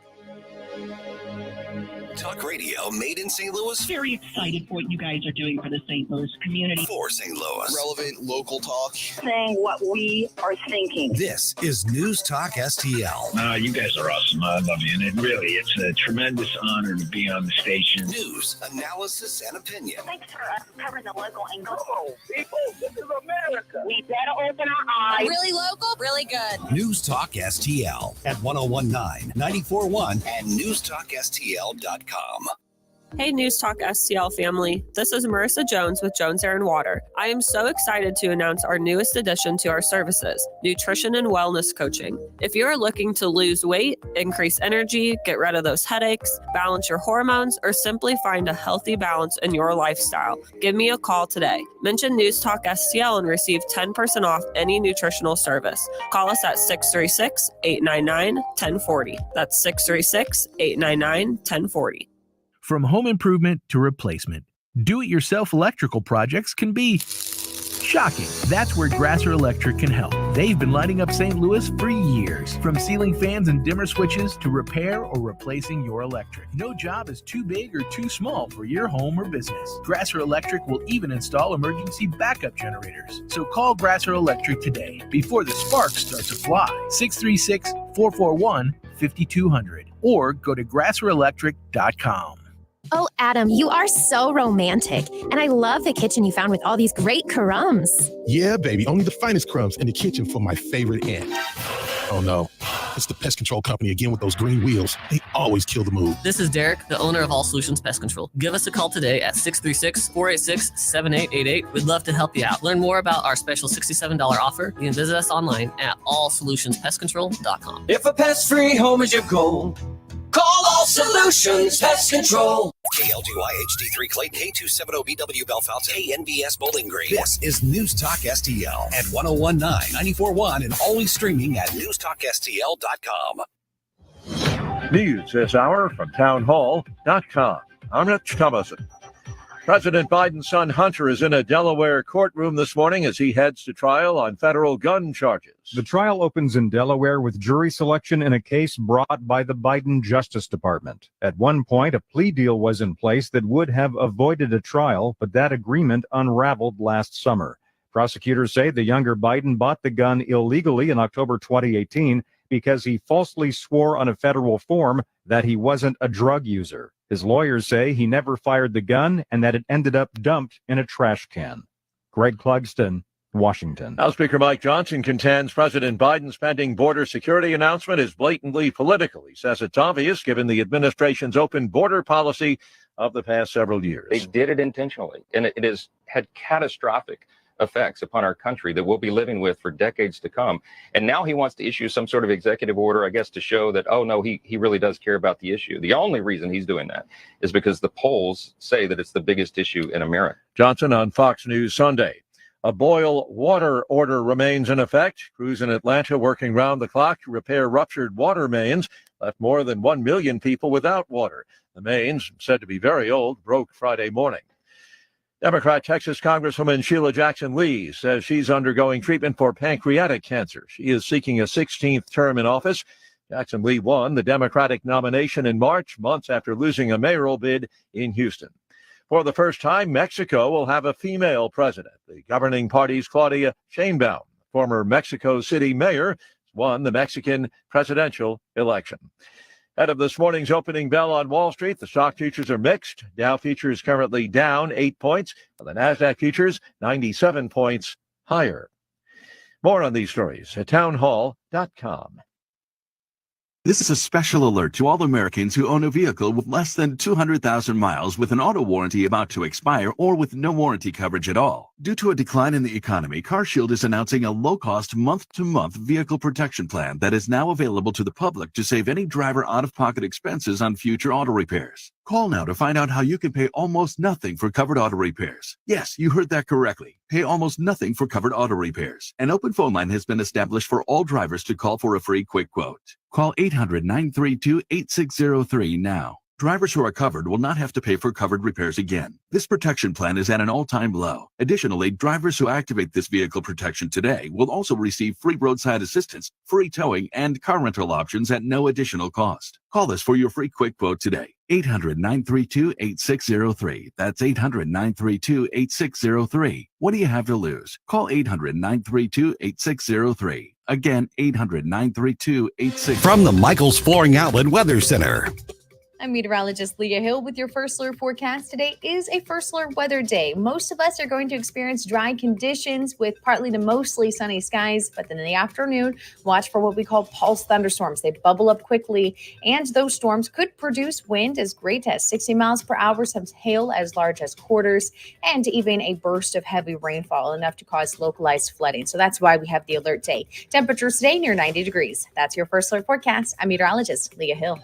This hour of News Talk STL brought to you by Senior Memorial. Give Benjamin Schaefer a call at 314-866-8886 or visit memorialplans.com. Senior Memorial Heritage Protection.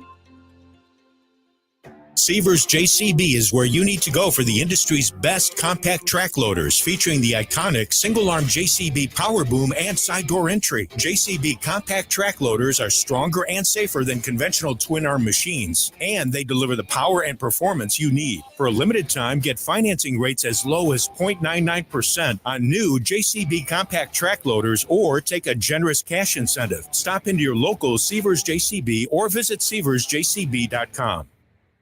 I'm Dr. TJ, owner of the Institute of Natural Health, co-owner of Optimal Nutraceuticals, and the host of Wellness 101. Wellness 101 is designed to cut through the nonsense and provide you common sense, science-based information regarding health and wellness. On the show, we discuss topics like thyroid health, gut health, hormone optimization, and many others. Our show airs Saturdays at 10 a.m. and 2 p.m. and Sundays at 11 a.m. and 3 p.m. right here on News Talk STL. For more information, visit us at inhstl.com. That's inhstl.com. Mike Ferguson. This is the kind of adventure I usually have to force upon us, and here it is, falling into our laps. Gabe Pfeiffer. They're buying it. Get up! Get up! Can't you hear the alarm? Get up, St. Louis. Why don't you pop a squat, son? Mike Ferguson in the morning on News Talk STL. Get up! Get up! This is your cousin God. Big Brother is watching. All the time. Another conspiracy theory from conservative radio, right? That's how this works? Mm-hmm. No, it's Big Brother's watching.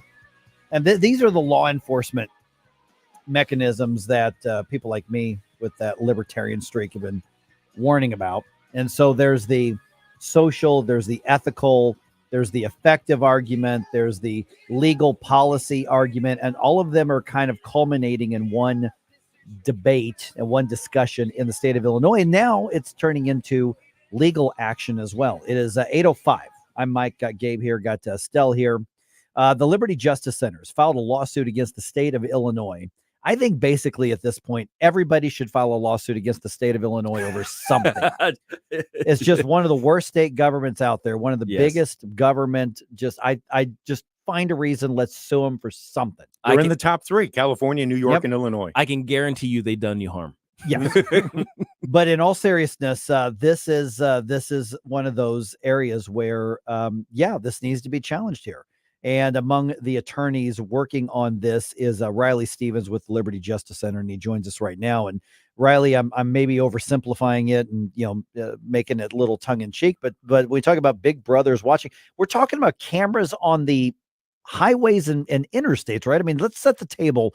What is it that we're actually seeing be challenged by you and the legal action that you and your colleagues are taking? Sure. Well, good to be with you this morning. And so you kind of got the gist of it, but basically the idea is that the Illinois State Police have set up, so far it's about 300 cameras around every expressway in Chicago, and they're now expanding that to 20 other counties around the state of Illinois, with hundreds more cameras in other locations. And as you say, essentially they're taking this data and they are tracking every car that drives by every day, every morning. If you commute to work in the Chicago area, they have every commute you do, every time you go to see your doctor, and they are just holding on to that information. It is not that they are actively looking for a crime necessarily, it's that they are holding on to where everyone is driven in case they want it later. And they're feeding that into a national database, which is now not just Illinois State Police, but thousands and thousands of other law enforcement agencies around the country. It's the feds, it's the states, it's the cities, and it all goes in the same database. And now they know everywhere you've driven. And so we have filed a lawsuit on behalf of two Chicago residents here at the Liberty Justice Center, where we are suing Illinois State Police, saying that this kind of warrantless, suspicionless tracking of every citizen in the region and around the country is a Fourth Amendment problem and should be subject to a warrant requirement. Now, if I were to ask the Illinois State Police or the Pritzker administration or somebody just generally who supports this, are they going to tell me, well, this is to help us get emergency vehicles out somewhere? Maybe this is going to eventually help us spot stolen cars or kidnapped. What is the justification that's been given publicly already for installing these cameras? I mean, I think most people would probably agree there's a creepy factor to it, but what are they going to argue is the reason we should be putting up with it? That's just a wrong argument in your opinion. Well, I mean, what they would say is that it helps them solve crimes, right? And that may well be true at some margin, right? I mean, that, you know, they can go back and yeah. So actually, I back up. When you mentioned kind of the kidnapping, and so there's actually two ways that this can work, right? One is a kind of prospective use where, okay, we have the Amber Alert, we have the kidnapped child, we have the fleeing suspect. Can we figure out where they're driving? You know, can we figure out where they are and find the car, right? Right. That is one end of this, and that's, you know, that is obviously you have some privacy concerns there, but that is at least what we think more defensible than the other application they're using for, which is not looking at anyone with a suspicion or anyone who might they have a reason to believe committed a crime, but instead they're just tracking everyone. They're tracking you in case they decide they don't like you later, right? And that's the difference. And, you know, to the point of, well, how many crimes can we solve? Well, the thing is, you know, we could solve a lot of crimes if we just put a camera in every room of your house, in everyone's house, right? We would catch a lot of domestic violence. We would catch a lot of drug use. We could catch a lot of, you know, sexual assaults and all sorts of other things. But we all understand that we don't want that level of invasion of privacy, because that living in a free society requires, you know, some level of the government staying out of your business. Good morning, Reilly. Gabe Pfeiffer here. So when it comes to the data that they're actually tracking, how is it appreciably different than, let's say, a private citizen who has a camera that kind of faces the street? And if you go back in the records of their recordings, they can tell you, you know, where your neighbor from you know, across the street, you know, when they go in and out. How is it appreciably different what the state of Illinois is doing with their system? Well, I'd say there's two differences. The first is that it's not one camera in one spot or a couple cameras in a couple spots. It's 100 cameras all around the city of Chicago and soon all around the state, right? So it's not just a one data point of, you know, where did you drive past on one day. It's all of the different places you've driven, and therefore they can map out your route, as it were, right? And so the aggregation of that metadata, right? This is like you know, it's like, you know, your cell phone location, right? Your cell phone location, by any particular one location might not mean anything, but if I show that your location is that you're driving around to all these different places where crimes have committed, then you all of a sudden the cops can put together a narrative of what this data means, right? And so there's that, it's that kind of larger dragnet that's not just one point or one camera in one place is the first step. And the second step is the guy with the Ring camera can't put me in prison. Right? He can't lock me up and throw away the keys. So I'm more worried about the people who have the handcuffs than I am about average citizens. Now, these things are everywhere now, and they are being put in, for instance, by you know, homeowners associations are putting these in to track who comes into the neighborhood just so they can rat out their neighbors. So I don't like that, but those homeowners associations, as bad as they are, they can't lock me in a cage. Good morning, Reilly. Stelpontikis here. I will say, as a native Chicagoan, I'm fascinated by this story. And I know somewhere George Orwell is saying, hey, my book was supposed to be fictional. Come on. And a warning of what not to do. Yes. So here we are with Big Brother looking at, you know, looking over our shoulder, looking at our car bumpers. I just want to ask, are there other states looking at doing something like this also? They already are. We're starting with the Illinois State Police because we had to start somewhere, but these things are, you know, the system that they're feeding data into is used by thousands and thousands of other agencies, including the federal government. Some of the cases that I have in researching this are, you know, the postal inspectors are using this now, the federal postal inspectors. So it is already, the horse is already at the barn. We're just trying to get it back in, actually.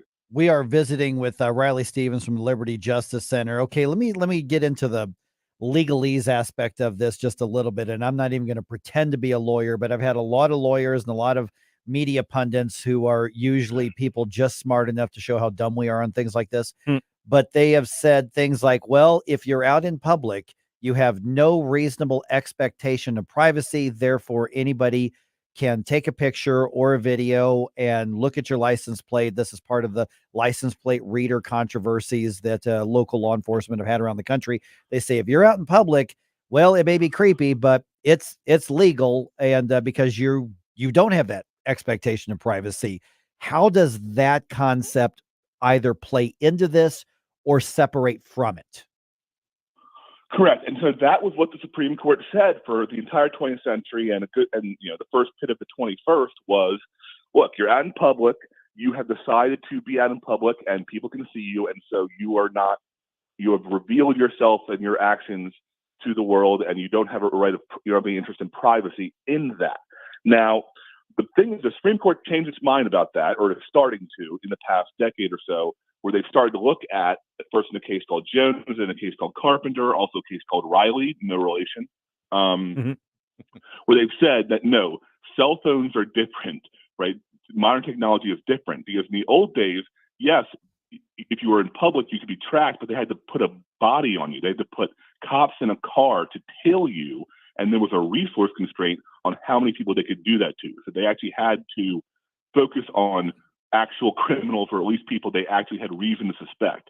Now what they do, because of the technology, is they can hoover up all of the data at a very low cost, right? There's no marginal cost to tracking another person. And that the Supreme Court has said, in the case of Carpenter about 6 years ago, about cell phone location information, is just a difference in kind. And so we're here saying that this is like that situation with the cell phones, where this aggregation of data makes the public movements themselves an invasion of privacy, even though it takes place in public. Okay, yeah, Reilly, what's the status of the legal action of the lawsuit as of right now? I mean, where are we in the process? So we're fairly early on. We just filed this last week, and we just are serving the state police and the governor, and et cetera. And so we're going to hopefully file a motion for injunction here in the near future, and then the case will litigate on. It'll take some time here, but we are at the start of the journey. All right, and of course, people want to learn more about it. They can obviously go through the Liberty Justice Center's social media, website. Reilly, maybe get in touch with you directly. What are the ways to do that, whether it's website, social media? Yeah, so you can find us at ljc.org is our website, or obviously we have Liberty Justice Center on Twitter, on Instagram, and of course we are a nonprofit. We are doing this. We are representing our clients pro bono for the good of the cause. So if anyone out there has a couple extra bucks that wants to support the fight, you can go to ljc.org and contribute there. Otherwise, please just follow the social media and keep up, and we'll hopefully have some good news to report going forward. Okay, is this in state court or federal court? This is federal court. This is the federal court of Chicago, the Northern District of Illinois. Okay, so then we're looking at, if you're successful, then this has a broader impact than just Illinois. That would be the goal, yes. I mean, we're starting here with focusing on this system and the Illinois State Police, but ideally, if we're successful, that will be a principle of law that would apply to all of the police departments around the country. Okay, got it. All right, Reilly Stephens from the Liberty Justice Center. Hey, appreciate the update. A lot of people don't realize that they're being tracked when they just drive somewhere. So appreciate you giving us the update on this. Thanks, Reilly. Thanks for having me. All right, 314-912-1019. Got some thoughts on that? I will say that these legal organizations that work pro bono to do all these types of lawsuits, things like that, I'm going to have to start giving some money to these guys, because as much as lawfare has become a really big deal in this country, I think they're going to need as much support as the think tanks out here. Oh, yeah. Because the guys on the other side are getting plenty of money. Oh, God. Well, they're Yeah. using the apparatus of government. They're using our money to come after us. So, I mean, sadly, we're just going to have to put up privately to defend. Yeah. All right, got some thoughts on it. Let's talk. I'm also got some other news to dump on you here right around 8:21 on 101.9 and 94.1 News Talk STL. We give you news, analysis, opinion, and more. only on News Talk STL. Get up. It's Mike Ferguson in the morning. Get up, what are you waiting for? Get up, get up, get up. Mike Ferguson here. Retirement should be a time you can relax. No more stress from work. But there's one thing you can't forget about when retiring. That's your money. Do you have enough saved to fund your income for life and keep up with inflation? How will you claim your Social Security benefits? And what about long-term care? The ClearPath Wealth Management Group at Stifel is here to help answer all of these questions. You can hear their latest views on the markets and investing during On the Money, hosted by Stifel financial advisors Bob Stockdale and Eric Robert, every Saturday morning at 9, right here on News Talk STL. They can help you get organized, guide you through critical retirement decisions, and create an investment portfolio designed around your needs. To schedule your free retirement plan consultation, go to clearpathinvesting.com. That's clearpathinvesting.com. Or call 636-695-2650, 636-695-2650. Stifel Nicholas and Company Incorporated, member SIPC and NYSE. In the fast-paced world of digital marketing, making connections is a challenge for any business. But what if we told you there's a place where connections aren't just made, they're grown? Meet 2060 Digital, your premier Google partner and top-tier digital agency. We don't just follow trends, we set them. At 2060 Digital, we're not just another agency. We're your strategic partner. We dive deep into your challenges and develop solutions that drive measurable outcomes. Ready to elevate your digital presence with campaigns that connect? Google 2060 Digital today. Thanks for taking my call. News, analysis, opinion. Radio news junkie. Love every bit about it. News Talk STL. Dan Bongino here. Keep it on News Talk STL because my show starts at 11 a.m. Right now, it's back to Mike Ferguson in the morning. I know a girl, she gets what she wants all the time. Cause she's fine. The morning news dump. Are you joking? Is this a joke? Listen, folks. The morning news dump. Covered a lot of ground today. Oh, absolutely. Man. Mm-hmm. Okay. And we're going to keep covering it. President Biden's push for a ceasefire that, frankly, is one-sided and benefits Hamas moving forward, and it is at least partially accepted by Israel, but accepted under massive U.S. pressure. We'll get to that in just a second here. Hunter Biden, you remember that guy? Yeah, that guy. I know. He him. goes on trial today. Okay. And the Battle Hawks have dome field advantage the rest of the way in the UFL. I love that term. 4 teams left. Mm-hmm. That's right.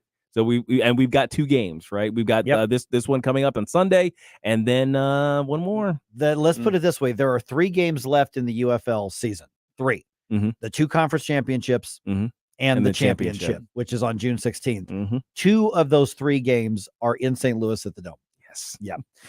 Also, 8:35. I just noticed that more people are willing to just push back and say, you know what? It's not that LGBT, you've crossed the line with this little bit of your movement. I'm now saying, knock it off. You know what? I never liked this garbage, basically. People feel more empowered to push back, whereas just 2-3 years ago, it would have been social death. Oh, gosh, yeah. And social media death to even question, why do we have a Pride Month? And so there was a conflict in St. Louis over the weekend that media does not want to talk about. Because it was hilarious. It really was. Jordan Peterson has a clip that's running all over social media about what he thinks about Pride Month. And you know that's going to really tick people off. And I'm going to play it for you. Oh, yeah. Why not? Let's go in head first. And I think empowered and also emboldened. Yes, absolutely. Without a doubt. So let's do that at 8:35. Let's talk about that. All right. All right. It's 8:22 right now. Memorial services for Davy and Natalie Lloyd begin this afternoon. Those are, of course, the missionaries murdered by gangs in Haiti about, a week and a half ago or so. Yeah. Their remains were returned to the U.S., crossing into U.S. Space on Friday, and they were received back in Southwest Missouri just over the last couple of days. Both the visitation and the funeral are being held at the Bible Holiness Assembly of God Church in Neosho. The funeral will be live streamed, so you can probably Google search David, Natalie, Lloyd, and you can find the live stream of that because there's just going to be too many people who are going to, they can't fit everybody in there, so they are going to stream that. Okay. Natalie Lloyd is the daughter of Missouri State Representative Ben Baker, who kind of just bore his heart out with Chris and Tim from our afternoon show last week. And if you want to hear that conversation, and I encourage you to hear that conversation, just go to newstalkstl.com and you can find our podcast, or subscribe to our podcast and you can find it there as well. Okay. Israeli Prime Minister Benjamin Netanyahu's government, they are begrudgingly accepting at least part of President Biden's plan for a ceasefire in Gaza. And they're saying up front, this is not a good deal. This is not good for us, but they want to get their remaining hostages released by Hamas.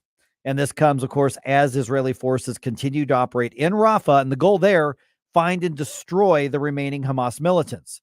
White House National Security Communications Advisor John Kirby was on This Week on ABC. He was asked by George Stephanopoulos if he agrees with the president's assessment that Hamas is no longer capable of carrying out large-scale terrorist attacks. We've not said that they don't still represent a viable threat to the Israeli people. Of course they do, but they don't have the military capabilities to do what they did on the 7th of October. And so from a military perspective only, George, as President Biden said, the Israelis have accomplished most of their goals in Gaza. Okay, so they're acknowledging that they are a viable threat. Yeah. They are an active, viable threat. But we're doing everything we can to get Israel to back off. Israel says this is bad for us. They're trying to find a way to save face. This is massive pressure in the U.S., including threats from the Biden administration to cut off weapons and aid and supplies. And even at one point, the president said, well, it's too early to talk about whether or not we'd, stop selling them stuff for their Iron Dome, which is 100% defensive. It's wild. But he actually said that. The fact that that was brought up was a message to them. Well, I would say that that's a betrayal. Oh, I agree. It's an absolute betrayal. It's like, hey, my friend is under constant threat, and the one thing that prevents massive civilian death and destruction in Israel constantly, because those rockets are constant, the mortars are constant, is the Iron Dome. And to suggest that we're going to stop helping arm them with the Iron Dome is ridiculous. Or even that we would think about it. Oh gosh, yeah, it shouldn't even be a question. Selling them to them. Yeah, exactly. It's not as though we're giving it. All right. Okay, speaking of other political stuff and Biden, Hunter Biden. There's a name we haven't heard in a couple weeks. That guy. Hunter Biden, his trial on firearms charges is set to begin in Delaware. The criminal trial of Hunter Biden begins Monday, with jury selection coming just days after another historic first, the criminal trial and conviction of a former U.S. president. In the Hunter Biden case, he'll become the first child of a sitting president to be a criminal defendant. The younger Biden has pleaded not guilty to lying about his drug use in 2018 in order to buy a gun. If convicted on all charges, he faces up to 25 years in prison. Greg Clugston reporting. All right, brace yourself for the wall-to-wall coverage of this, the assumption of guilt by the national media. Okay, maybe. Yeah, maybe not. You know, if he doesn't do time for lying on a federal background check, I don't want to hear anything from leftists about how background checks are the key to solving gun violence. Yep. Okay, multiple shootings and dozens of car break-ins. That's the weekend report for the city of St. Louis. Okay, get this. In the Shaw neighborhood, and I've seen a couple of local media reports on this. Close to 60 car break-ins along Magnolia Avenue alone. Oh my God. 60. 60. That's crazy. That happened overnight Saturday into Sunday morning. Homicide detectives in unrelated cases are investigating 3 separate shootings, resulting in 2 deaths and 3 injuries. If you go back to the last few days, we've had even more people shot in the city of St. Louis. But remember, we're being told that the city is having a renaissance right now, making according a comeback. to the mayor. Big comeback, yeah. And for folks who live in different parts of the area who don't know where Magnolia Avenue is, it's right along Tower Grove Park. Yeah, it's the north side of Tower Grove Park, so it's a heavily traveled street. So to have something like that happen to those automobiles, and it's not exactly the hood. No, I mean, this is not what you think of when people stereotypically think of high crime areas. That ain't it. No, not that they don't have problems, and they have had problems, but you know those things. But that this isn't the stereotype. And to have it on a major thoroughfare as opposed to a cubby hole little area in South City. That's not good. Methinks that my definition of Renaissance is different than Tashari Jones' definition of Renaissance. I'm just saying. Yeah. All right. Okay. Anthony Fauci, former director of the National Institute for Allergy and Infectious Diseases. He represents what? Science. Yes. He's going to be testifying to a House subcommittee today that looks into the origins of COVID-19. Congressman Ronnie Jackson from Texas was on Fox News Live, and he says, you know what? Anthony Fauci must be held accountable in this case right here for what he's accused of is using his personal email account and coded language to bypass potential Freedom of Information Act or FOIA requests. It's just multiple examples throughout there about how he was actively trying to keep information from being discovered. Even Dr. Fauci's chief of staff also admitted that he was using characters in place of letters, maybe like a dollar sign in place of the letter S or something, to avoid FOIA stuff being found. So basically, Anthony Fauci was trying to be vaccinated from Freedom of Information Act requests. Man, I'll be here all week. Yeah. Oh gosh, this whole Fauci thing, it's wild. Like he was defending up and down. It was not a lab leak, and it was not due to gain of function research, which we definitely didn't fund. Didn't fund it, No. Absolutely not. And every single one of those assertions, every single one of those assertions proved out to be wrong. The facts are closing in on Anthony Fauci to the point where it's basically undeniable that he lied. Yes, over and over and over and over and over again. But here's my bold prediction. He will not be held accountable. The only accountability is we can hope to turn the public opinion into the federal government's highest paid single employee, Anthony Fauci, to where he just lives out the rest of his days being a pariah to the people of this country. But media is already trying to salvage his reputation. But nobody's above the law, Mike. It's America. Nobody's above the law. Yeah. The system works. You just have Unless you're on the left. Yeah, there you go. That's how that works. All right, couple sports things here. The Cardinals, they needed an extra inning to get the win over the Phillies on Sunday. They lost the series to Philadelphia 2-1, but at least, hey, they did not get swept. Final score was 5-4. Nolan Gorman, I don't know if he was the official MVP, but he should have been if he wasn't. Nolan Gorman had a home run in the first inning, and he drove in the winning run in the 10th inning. The Redbirds road trip continues today with a 7-10 game against the Astros in Houston. Kyle Gibson gets the start for this one. He's going to be up against Justin Verlander, so that should be a good game. And tickets for this coming weekend's UFL Conference Championship between the Battlehawks and the Brahmas are on sale in 90 minutes. 10 o'clock. That's when they go on sale.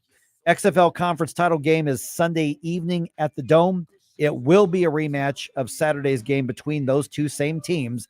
And you can go to theufl.com/tickets at 10 o'clock and get your tickets. If you're a season ticket holder, you probably already bought your tickets because you guys had first crack at it. In the first place. You said it's 90 minutes away. To be honest with you, the game on Saturday, the last 2 minutes felt like they took 90 minutes because there were so many challenges and then plays and, refs overturning calls. It was a fascinating last couple of minutes, and fortunately, the Battlehawks won it. Drama in a good sports way. And our coach outcoached their coach. Absolutely. That's what happened. That super challenge, that was something that really helped out. Knowing the rules is a big deal. Yeah. Very big deal. All right, just ahead here. Have you noticed that more people are willing to push back and go, you know what? I'm tired of this whole Pride Month thing. Is that insensitive? Is that not inclusive? Is this showing that we're becoming big meanies? Yes. All right. I will own it. Jordan Peterson has something to say about the entire concept of Pride Month. And let's just say not everybody's happy about it.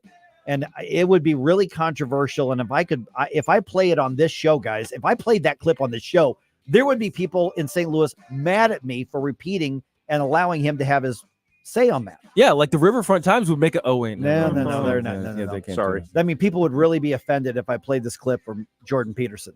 Okay, then we have to do it. I think I'll do it. All right. Right around 8:35 here on 101.9 94.1 News Talk STL. Suck it, Libs.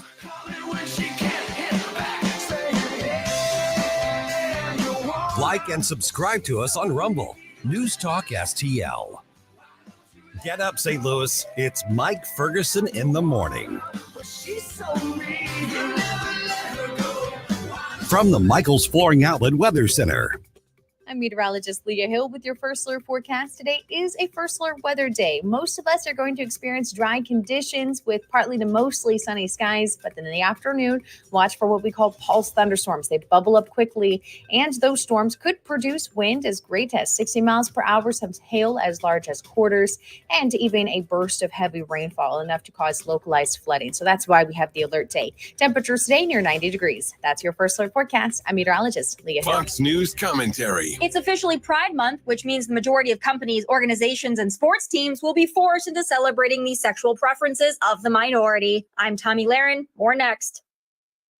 Gold demand is hitting record highs, but supply may not keep up. I'm Dr. Ron Paul, and I believe physical gold is the only way to truly protect your retirement savings from a chaotic world.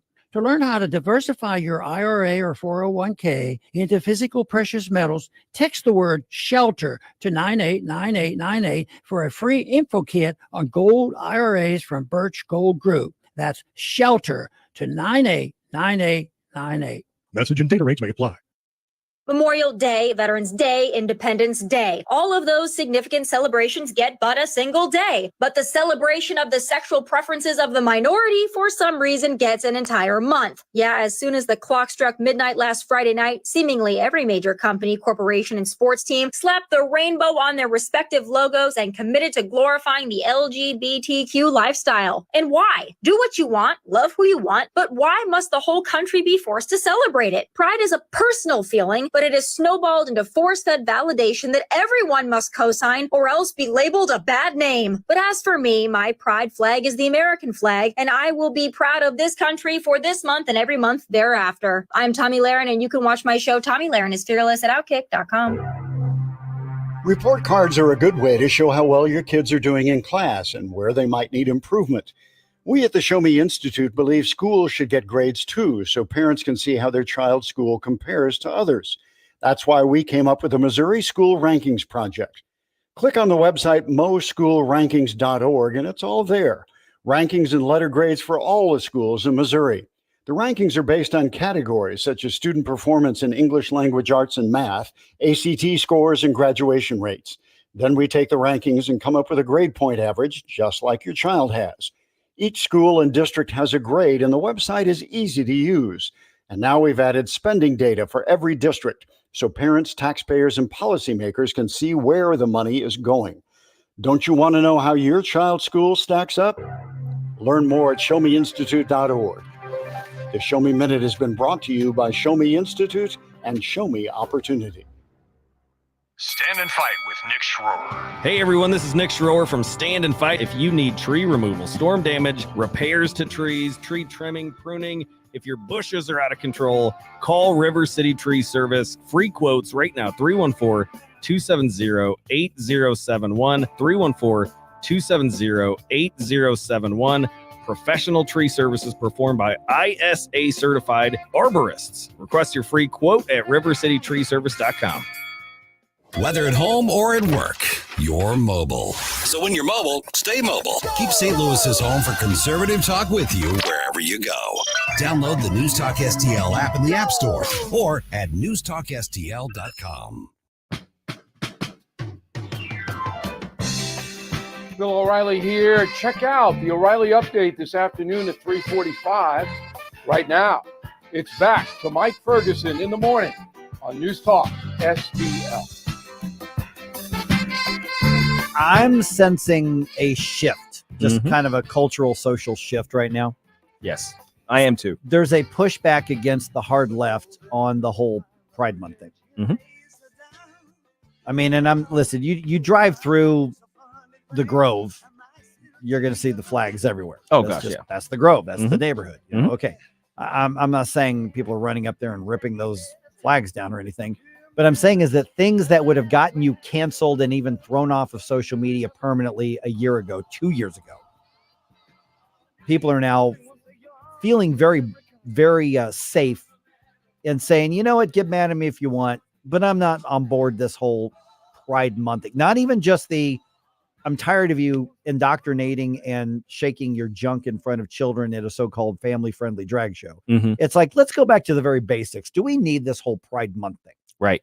Jordan Peterson was asked about that. I'll play a soundbite from him here in a second. It is 8:37 right now. Got some thoughts on this? 314-912-1019.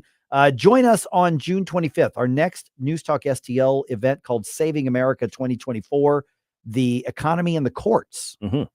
This is, if you happen to be one of those thinking people, you're going to find this fascinating. And so Joel Griffith and Zach Smith from the Heritage Foundation are going to be in town, and we're actually going to be at the Funny Bone in St. Charles. And so, as is the case with pretty much all of our News Talk STL events, this is a free event, the evening of June 25th, which is a Tuesday, but you got to get your tickets. Got to reserve your tickets. So newstalkstl.com, just go there, reserve your tickets there. They are free and adjusted for inflation. That makes them free. Yeah, we'd love to have you out there, but get them now, because we do expect that this is probably going to be another sold out, well, quote unquote sold out. This will be another reserved out event. We're all going to be there. Love to say hi. Some of our friends that come to our events, I haven't seen y'all in a few months, so let's definitely meet up. All right. On the Facebook Reels, I saw this, and it's funny because Jordan Peterson was asked about Pride Month. Right. His thoughts are on Pride Month as a concept. And so the video that was making the rounds is like 50 seconds long or something like that. So it's not very long. And I'm going to play it for you here in a second. I'm actually surprised that it's still allowed to be up on the Facebook platform. And I saw it this morning too. Yeah. I grabbed the audio the other day, but I saw it this morning, and I'm actually surprised. A year ago or 2 years ago, whoever posted that would probably get suspended or have their account frozen, or they would have been thrown off the platform altogether. But for some reason, there's a shift, and people are feeling stronger about challenging what we were told to just accept. And if you don't accept it, then you're a bigot, and understand you're on the losing side, because we were told we were on the losing side. Is there that much of a shift? It seems to be. I mean, originally it was, what was it? We're here, we're queer, get used to it kind of thing. And we did. For a while there, we got used to it. We stepped back and went, you know what? I may not agree, but you do your thing, but I'll keep my opinion to myself, because I don't want to run afoul of you. I don't want to get in trouble with you. Yeah. And now people are basically like, even people, I think some people who say, hey, I got no problem with you living your life this way, but knock it off. That's enough. Right. And the blowback is bigger than just you crossed the line with the so-called trans thing. People were horrified to find out what was happening physically, chemically, surgically to children, including right here in St. Louis. But they went back to them and said, you know, this trans thing is way over the top. And then we see what's happening in the public schools. And then we see the media stuff to it. And then people have just said, you know what? You can connect A to B to C to D to F. And we can go back right to the whole rainbow flag Pride Month thing. Now, is that the prevailing majority opinion in the country? I don't know. I don't know that's the case at all. But I think more and more people are willing to speak up and say the unpopular thing. Oh yeah. And that's kind of one of those major things. Now, Jordan Peterson, he comes at this from a psychological standpoint, Right. but I think that has relevance to the cultural things that we're seeing right now. Here is what he had to say when he was asked about Pride Month.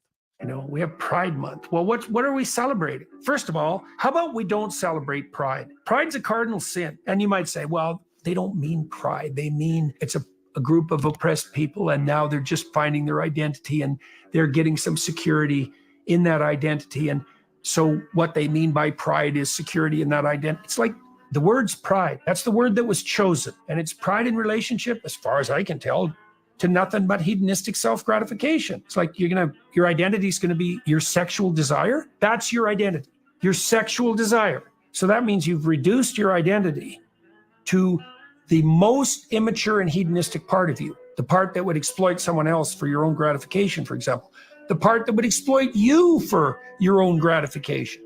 And now that's your identity. And now that's what we celebrate. Yeah, no, that's a very bad idea. Boy, can you imagine saying that just 2 or 3 years ago? Oh no, you wouldn't be able to, but he said it. And here's the thing. It's demonstrably true, because you see it. You see how did he say it? The self gratification. That's their identity, is your sexual gratification mechanism. And what do you see at pride parades? But guys walking around with no bottoms. You got crazy pole dancing on their floats, and all kinds of just wild stuff. and people are just like, you can't tell me I can't do this because that destroys my identity. Mm-hmm. Is exactly what he just said. like being black, Gabe. That's a whole other one. I knew that was shitty. Oh man, don't even get me started. And every single time, the LGBTQ lobby wants to jump onto the back of the civil rights movement from the 60s and say, oh, we were fighting for the same things. No, you were not. Get that out of your mouth. Okay, so how did this, you think, get to a point where people, again, they're not just criticizing the T, they're criticizing the whole LGBT. And I don't sense that there's a lot of people saying, I'm going to undo all the gay rights laws out there. I'm going to get rid of gay marriage. I'm going to get rid of civil unions. I'm going to get rid of, all this stuff. I don't sense people saying that, but I think you've got people on a civil level. I don't think going to the governments or whatever. Yeah, cultural level. A cultural level and a civil level going, you're obnoxious. Yes. Knock it off. Right. I'm tired of you. Even some people who probably are on board, or maybe center left people are like, I'm good. People live their lives however they want. They're tired. They're sitting there going, you're wanting to overwhelm my life and I've had it. Yeah. And so people feel more free to push back and say, this is ridiculous. This has gone too far. I am not going to live my life worried about whether or not you you approve of my level of compliance. For instance, there would be, every corporation is supposed to change their profile, social media profile, and put the flag behind their logo or whatever. And it used to be, if you didn't do it, they were watching and they were all over you. Oh yeah, absolutely. And now there's enough to where some businesses and some entities are just going, our profile's our profile. It's our logo. We're just not getting into it anymore. And that's a much more reasonable place to have the debate. Well, and the thing was, I suppose if we were to be as charitable as we possibly could to the alphabet folks, their idea was, I just want to be able to be myself, to be gay, to be however whatever in public without people coming at me and calling me names and throwing stuff and all this stuff. And yes, I am absolutely agree with that. You absolutely should be. But then instead of just being that, there's like, okay, now I'm gonna wave the flag in your face and you're not gonna say anything about it. And how dare you tell us that we can't teach in the public schools, that this is all part of the extension of the civil rights and that it's healthy and that it's good and that some people are born in the wrong body, and basically challenge every aspect of the foundations of our culture. And if your parents disagree with this, we're going to get in between you and them. And in one state, it's gotten to the point where the state of California literally now has a law on the books and signed into law. It's law. This is real. Yeah. Says if you can traffic a child across state lines who says, I'm trans, but my parents won't let me do it, the state will take custody of that child and provide those injections and possibly up to the certain. That literally is a law on the books in California. And so the backlash is affecting their entire movement. Listen, I got enough libertarian in me that I just say, I don't have to approve of or understand or like the way you live your life. There are some things that just aren't my business, but there are other things where I say, I've got a right to an opinion. And my libertarianism says that I've got the right to say, I think you're full of crap. I think you've gone too far. I think you're obnoxious. Now, that may get blowback to me, but more and more and more people, I think, are coming to the conclusion that says, I'm going to say the taboo thing. And the taboo thing right now is, you people have lost your mind. Oh, yeah. I mean, it went from the tolerance thing, which is very much a don't tread on me. It's like, okay, fine. And then it became a bake the effing cake. Yeah. And then it became give us your children. Yep. And that's the thing that I think that tipped the scales. And I think people are now coming back to reality. It's like, wait a minute, we should have stopped this train way back at the previous two stations. On Rumble, 40 grand battery is the handle there. He or she, I don't know who 40 grand battery is, but welcome. Quote, and I do remember seeing this video. We're here, we're queer, we're coming for your children. That actually did happen. Yeah. They were singing songs about it. I don't remember where it was, but I remember seeing that. I think it was a gay chorus. It was. They sang a song about it. Yeah, I remember seeing the video, and they said, "Oh, we're just joking. It's just we were just poking fun of the stereotypes." No, this is what you're doing. Right. We see you. And so somewhere, I've got friends who are gay. Mm-hmm. They know my opinions on everything. Sure. Do I bash them and call? No, like I said, I have friends who are gay. Doesn't mean I agree with I have friends who are on the left. Mm-hmm. I've got friends who have different religious beliefs than Mm-hmm. I do. It's part of living in a pluralistic society. But there are people out there that I know this is how they live their life. They don't do the parades. They don't get in a jockstrap and have their bare butt cheeks hanging out. They Mm-hmm. certainly are horrified when they see the drag shows for children, when Mm-hmm. they are as angry about, they are basically the forerunners to the gays against groomers type of situation. They're like, we want to buy a house. We want to have our house. We want to live a life that's pretty similar to yours when it comes to finances and home ownership and business and whatever the case is. We want to have visitation rights in hospitals and blah, I get it. Yeah. Which you could do anyway. I mean, that's, yeah. But, so they're like, these people are making us look horrible, but they have been told, don't you dare challenge within. You have to stick together with us. And more people, not just your great uncle who is mad about gay marriage from 10 years ago. Who's every year has to go call people names and stuff. That's not what we're talking about. We're talking about people who are saying, come on, guys, enough's enough. I mean, imagine any obnoxious thing, no matter what it is. In this case, we're talking about LGBT stuff. Imagine somebody who's so passionate about anything that you don't like. And they're saying, you will comply. You will let me say or do what I want to do. You will let me plaster my stuff all over everything, but you don't get to do yours. Mm-hmm. I mean, imagine in St. Louis if somebody decided they were going to put Chicago Cubs stuff. I knew it was coming. I knew it was coming. Well, and they painted the street in Chicago Cubs colors, and it would be a hate crime if you got tire tracks on it. That's right, because you would get tire tracks. Put Cubs flags in the school That's classroom. Oh no! Pledge allegiance to the Cubs pennant. Okay. By the way, 40 Grand Battery is a man. He doesn't identify as man. He simply is a man because there's a binary. There's man and woman. That's it. Yes. How hateful of you. Thank you. You're welcome. All right. 314-912-1019. 1019-941 News Talk STL number 1 for live and local conservative talk here in St. Louis.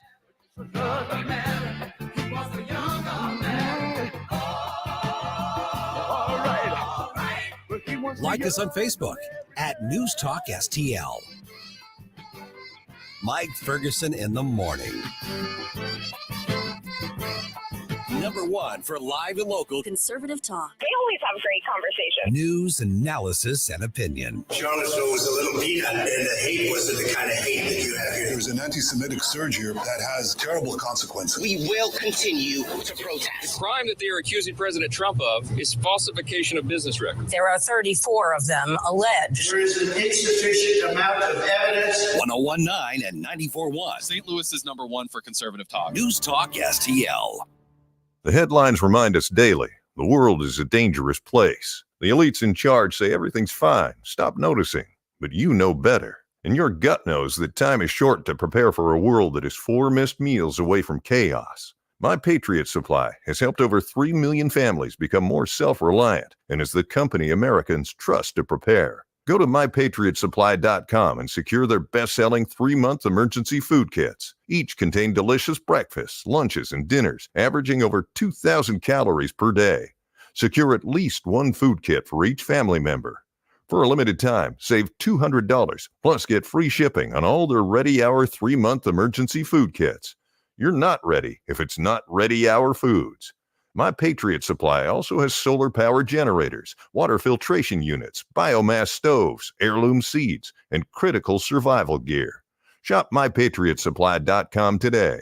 mypatriotsupply.com. Now you can fly anywhere in the world and pay discount prices on your airline tickets. Book a flight today to London, Paris, Madrid, or anywhere else you want to go and pay a lot less guaranteed. Call the International Travel Department right now at Low Cost Airlines. 800-515-2397. 800-515-2397. That's 800-515-2397. You can't buy a best friend. You can love them, walk them, pet them, and care for them, whether they want you to or not. You can take a picture or 50. You can fly to the moon, travel the world, or just stay in bed. You can't buy a best friend like that, but you can adopt one. There are millions of pets waiting for a best friend just like you. Help us save them all at bestfriends.org. On the next, Larry Connors, USA. So Donald Trump got convicted, but is it going to hurt him or actually end up helping him? This could be interesting. Larry Connors, USA. Now, weeknights 6 until 8 on News Talk STL. News, analysis, opinion. It almost seems common sense, but, alas, common sense isn't so common these days. News Talk STL. Hey, this is Rob Carter. Join me weeknights at 8 p.m. as I challenge our politicians, expose the political press, and analyze pop culture. It's the Rob Carter Show weeknights from 8 to 10 p.m. here on News Talk STL. Now let's get back to the best men's league over 40 backstop in St. Louis, Mike Ferguson in the morning. I'm going to let this play for a second. All right, let it kick in. Do it, Stel. Right about here. And the Jets are flying. They are. You remember the video? Oh, yeah. That's the Blue Angels. Songs always have a visual aspect to me. Every time I hear a song that I've heard before connected to something visual, my mind automatically goes there. And in that little intro, that little soft intro, I just saw the Blue Angels prepping. If I remember right, yeah, that the Van Halen donated the use of this song to the U.S. Navy and the Blue Angels basically as a recruiting tool. Yes. So they were able to make the video with all the the Blue Angels doing their thing, and it was like in the top MTV videos. Oh, it was massive, man. Massive. Okay, hey, I want to follow up on a little mental exercise that you were just talking about during the information segment there. Sure. By the way, though, the St. Louis Cardinals host the Rockies on Friday, June 7th. And that night, 25,000 fans aged 16 and older will take home an exclusive all-over print shirt courtesy of Coca-Cola and Walmart. For tickets or more information, visit cardinals.com/promotions. I'm looking at a picture of the shirt. It is something. It is bright red. Whoa. And a lot of Coca-Cola stuff on it and a lot of baseball bats and baseballs on it. It is a statement for your summer parties. It's festive. It's very festive. It's definitely. Okay, maybe we need to follow up on this later this week. But you just mentioned not talking about Donald Trump. Yeah. But let's say at some point there is a president, and I'm talking generic president, can be Republican, can be Democrat, whatever. There is a president who legitimately commits a crime and is legitimately going to serve prison time. Right. Because we were talking about earlier, we're like, the Secret Service, there are federal laws that say there is a reason presidents and their immediate families get Secret Service protection the rest of their life. Yeah. And as I said, it's basically, the presidents have seen the book, right. With all the secrets, all the government stuff, they have access beyond access. Right. So when they leave office, they still retain a lot of that knowledge. Yes. And some access. And the threat of them being compromised or kidnapped or otherwise is going to remain for the rest of their lives. So, I mean, and again, just as the mental exercise, and I am not talking about Donald Trump. No. 10 years, 20 years, 30 years down the road, we deteriorate to the point that we have a president who commits criminal offenses, like legit, is caught, is prosecuted, and is sentenced, and they've got to start a sentence after they leave office, or they are impeached because of it, and they have to, how do you do that? Right. And that's the question. Is like, okay, you're not throwing them in Rikers, you're not throwing them into wherever I don't know what the famous prison in San Francisco is anymore after the Rock after Alcatraz. Yep. I mean, nobody's housed there anymore, but still, but it pick a favorite prison of yours. Oz. Well, Marion County Prison in Southern Illinois. But you're not throwing a president into Gen Pop in one of those places, right? It's like one of the gangs is going to recruit him. So, but okay, so if that's off the table, then what's left? Right. And to me, that it makes most sense that it would be a military president like Leavenworth. Leavenworth. But essentially, they would have to basically set up. Here are the presidential suites of the basically your sentence is you can't leave this area, but you're probably going to have a presidential suite and Yeah. your workers and your employees, your secretary, Like house arrest. House arrest, yeah, basically. All right. Okay, Vic Porcelli coming your way here in about 8 minutes on 101.9 94.1 News Talk STL.